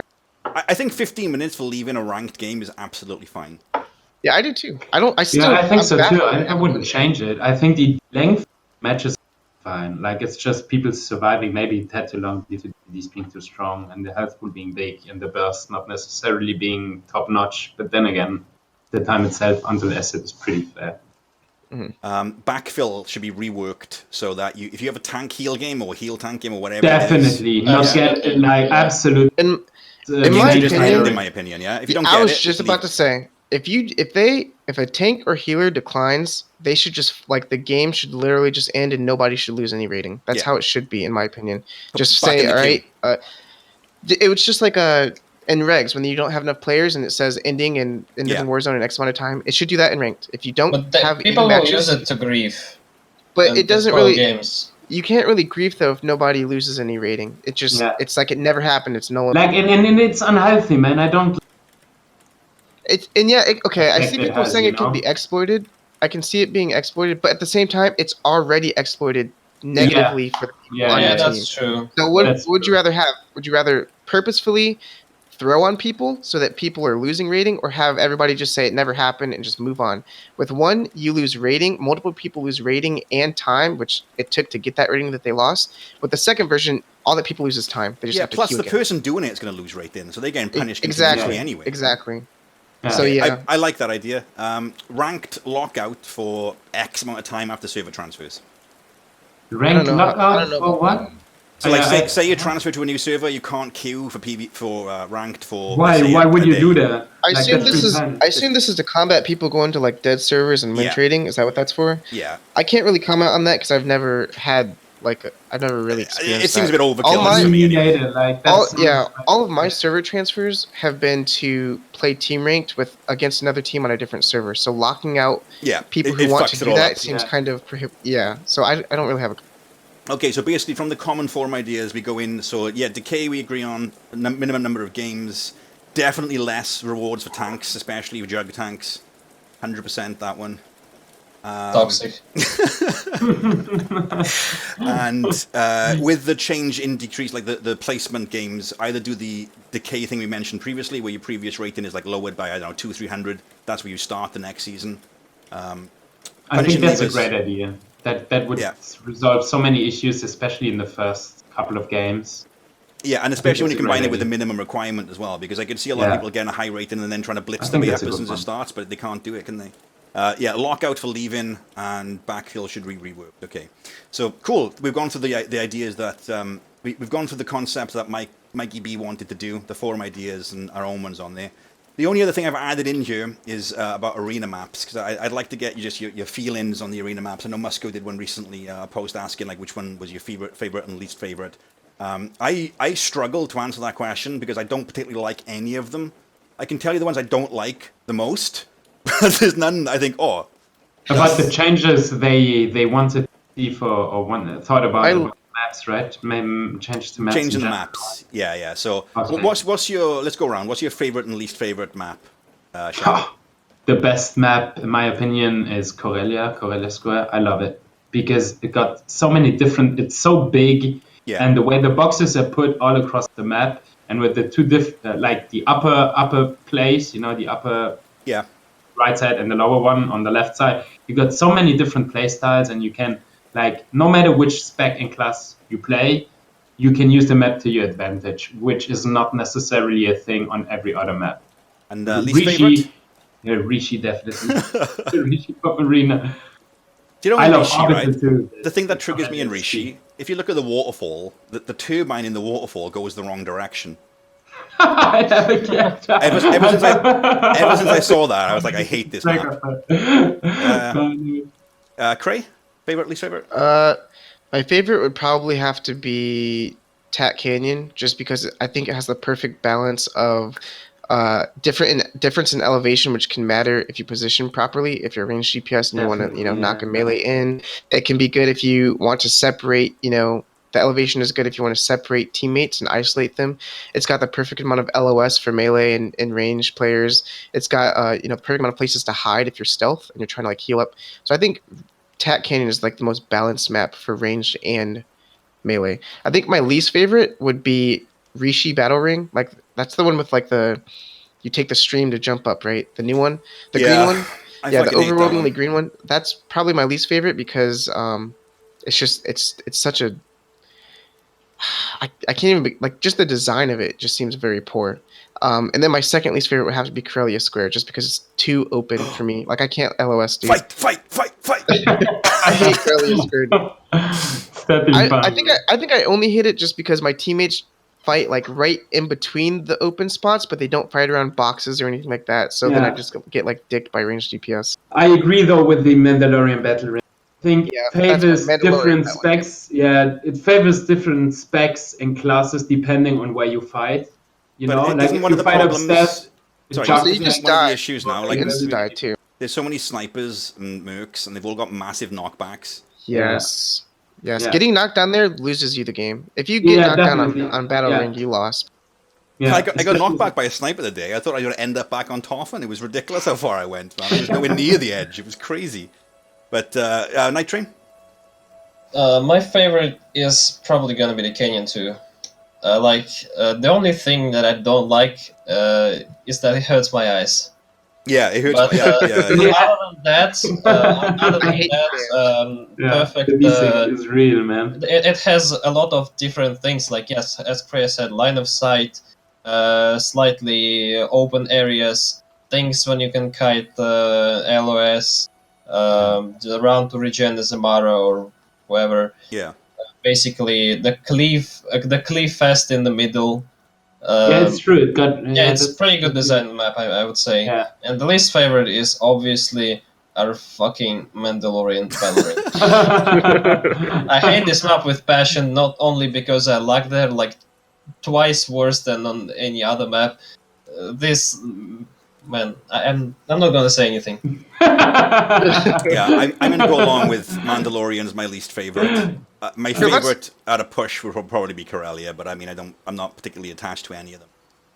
Let's say this, guys. Since we all dislike Mandalorian as our least favorite, how would you guys improve it so that the Delete devs can make it better? Delete Well, it. I mean, going No, forward, honestly, what like- do you guys dislike most so that the devs don't reproduce Mandalorian Battle Ring? Is what I'm saying. Like It's- the last three arenas that they've made, actually the last four arenas that they've made are a very arranged favorite, I would say. Yeah, I agree. It's just having that long of a walk back up, even Yeah, with the a jets. lot Yeah, of massive that's the knockbacks. thing. and Yeah, that's- you're that's out of bullshit. combat way too long, and you can't engage properly because it's nice And you to can't knock back sprint, someone yeah. for any seconds. Let's say 5 seconds is fine, but then if you knock back someone who's away for like let's say 20 seconds of the game, that you can get a kill by them. So But the other I thing mean, as well with it is, how- like, if you're chasing someone, yeah, and you don't have line Yeah. of sight, good luck. They could be yeah, fucking chasing anywhere. is that- yeah, Fucking Oh anywhere. yeah, overview is really It'll bad. say- That's It'll another. say, I do that all the time. Like I see like a Sin on the enemy team healing, like I can see I have him targeted from clicking the scoreboard, and then it's like, oh, he's 3 meters away from me. Okay, where? Clearly, and that's when you have to jump down and go underneath, and then by then he's stealthed out, and then you're fucked. Yeah. Yeah. I think it would be better if instead of just a drastic fall, if it was like a ramp, like a unilateral ramp all the way around. So it was like it all like plateaued. It was like this, then it plateaued, and then it was That another would be ramp nice. down So all the way it around. wasn't all that high. Like Yeah. make it. Yeah, that would be a lot better. Yeah, that would be awesome. Actually. Oh, and double the amount of boosts you have going back up would probably fix it as well. Because if you get knocked down Yeah. away from one of those, you ain't getting back up for like 15, Yeah. 20 seconds. And if Yeah. you didn't instantly die when you came out of the gates too, Yeah, that'd be a good one. Oh my God. There we go, man. Another Don't famous remind one. me. that would be good. Okay. So how important is the map, do you think, in terms of the gameplay experience? It's Pretty key, important. man. It's key. important, yeah. Positioning, in my opinion, is like positioning in CC and following the strat are the three most important things. Besides the obvious survivability Krea mentioned earlier, but I think there was a good example where he said like basically survivability is phase one or step one to improving rank, and then mobility, positioning and stuff would be, and stunning CC and stuff following the strat would be phase two. So I think positioning is key, elemental, especially depending on the spec and classes you play. I mean, I don't even want to know how many DCDs I outplayed in my life just by LOS, rage DPSs, Yep. I mean, Yeah. that's key, knowing where the box is, how to bait someone behind it, and stuff like that. Okay, so I guess this is the burning question here, and there's two of them. What would you like to see in future maps? I'll go with Nightrain on this one, buddy. What do you reckon? The future maps, I don't know, honestly. Like, again, probably less ranged friendly, with less these bullshit knockback positions. But, I mean, they should exist, but they shouldn't be that crazy. Yeah, I agree with that. Because I think Yeah, a me good too. example is like, McCab. Because you can get knocked down on McCab, but you can get back up relatively Also, quickly. there was an idea on PvP forums again, our precious PvP forums, that they should add some kind of hot ball thingies on arenas. So you could knock someone to the fire traps. or... Yeah. Traps, that's absolute bullshit in my opinion. It shouldn't happen. Yeah, man, like instigating. I don't know, man. I think traps could be a good idea. They exist in the WoW ones, don't they? You have various traps. I mean, They yes, don't but do they huge shouldn't. damage. They shouldn't do huge damage. Maybe they shouldn't do damage at all. Like maybe stun. Slows or If you yeah. or slow, Slow if you one, if you yeah. get That would be there, interesting. Why not? That could be interesting, yeah. and But there should be a lot of them. yeah. So would you? Let me ask you guys. Like it's more of a design question, I guess. Would you rather them write new maps, like spend the time and effort and resources doing new maps, or making the current ones better? Making the current ones Making the better. current ones better. Definitely. Because Always even if work they on make what you new have ones, dude, already. You yeah, know? even if they make new ones, the old ones are still going to be in rotation, like Mandalorian Battle Ring, dude. So you're still Yeah. gonna like one out of even if they add 3 more maps, you're still gonna have a 1 in 8 chance of just getting insta killed out the Yeah. gate, and that's not good. It shouldn't be that way. And on top of that, like going back to your question about like what would you like to see in future maps, less maps that are punishing if your leap or leap like ability does not work. Oh Okay, fuck less me, maps yeah. like that. Oh my god, So, for fucking example, Hollow if Traverse, you- you piece of shit. if you fail a hollow traverse or you fail a phantom stride on like Tatooine, it's like leagues different than if you fail it on like orbital station Yeah. or if you That's so true, man. fail a Mandalorian battle ring. That's so It's like true, night yeah. and day. Because then you lost that ability, you can't use it for the root break, and you still have to run like 30 seconds around. Especially Yeah. like orbital station 2 where range DPS like Nightrain side can still, it's like favored for them. So how would you guys feel about the idea of addressing meta changes through changing the maps rather than changing the classes? So, for example, right now, let's ignore Maras for the time being. So right now you got Mercs and you got Snipers as kind of like the top two, I guess, in this example, which are both ranged heavy, both powerful knockbacks, going to be good in points of elevation. What if they saw this and then thought, all right, what we're going to do is make the maps like flatter and more melee friendly, and then vice versa if it was melee dominated, So they'd change it. my idea to that would be basically if you give a sniper and a merc a map where he can knock back someone 30 yards away, give him a box 30 yards away. Basically something like that. Like if you're gonna knock back, take the risk of the melee being able to LOS you. Like Makeb. Makeb is Okay. a good example. If you get knocked down in Makeb, you can go under the bridge and then you can't keep getting Exactly. DPS. It gives them a choice, Exactly. That's a But really good would you, one. if they're saying they can't do class balance changes, or if that's something else, would you accept arenas physically changing in order to kind of compensate for the meta? Or I think not? it couldn't. I think it couldn't compensate enough. Yeah, honestly, because like LOSing your healer Trinity game, for example, is death, man.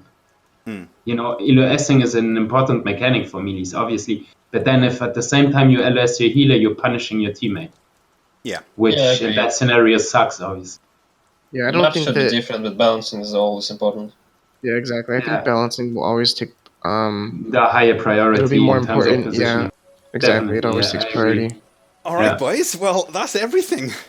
Yeah, we made it. We made it a bit longer than I thought it would be, but yeah, still, I'm glad we did it. It was. It was a lot interesting, of man. fun. This was fun and long overdue, to be honest. Well, I mean, what I'm hoping is going to happen is they're going to announce 6.0 in April in the Cantina. Yeah. I can't see what else they're going to announce there, to be honest with you. I think if they don't announce an expansion, it's going to be very bad.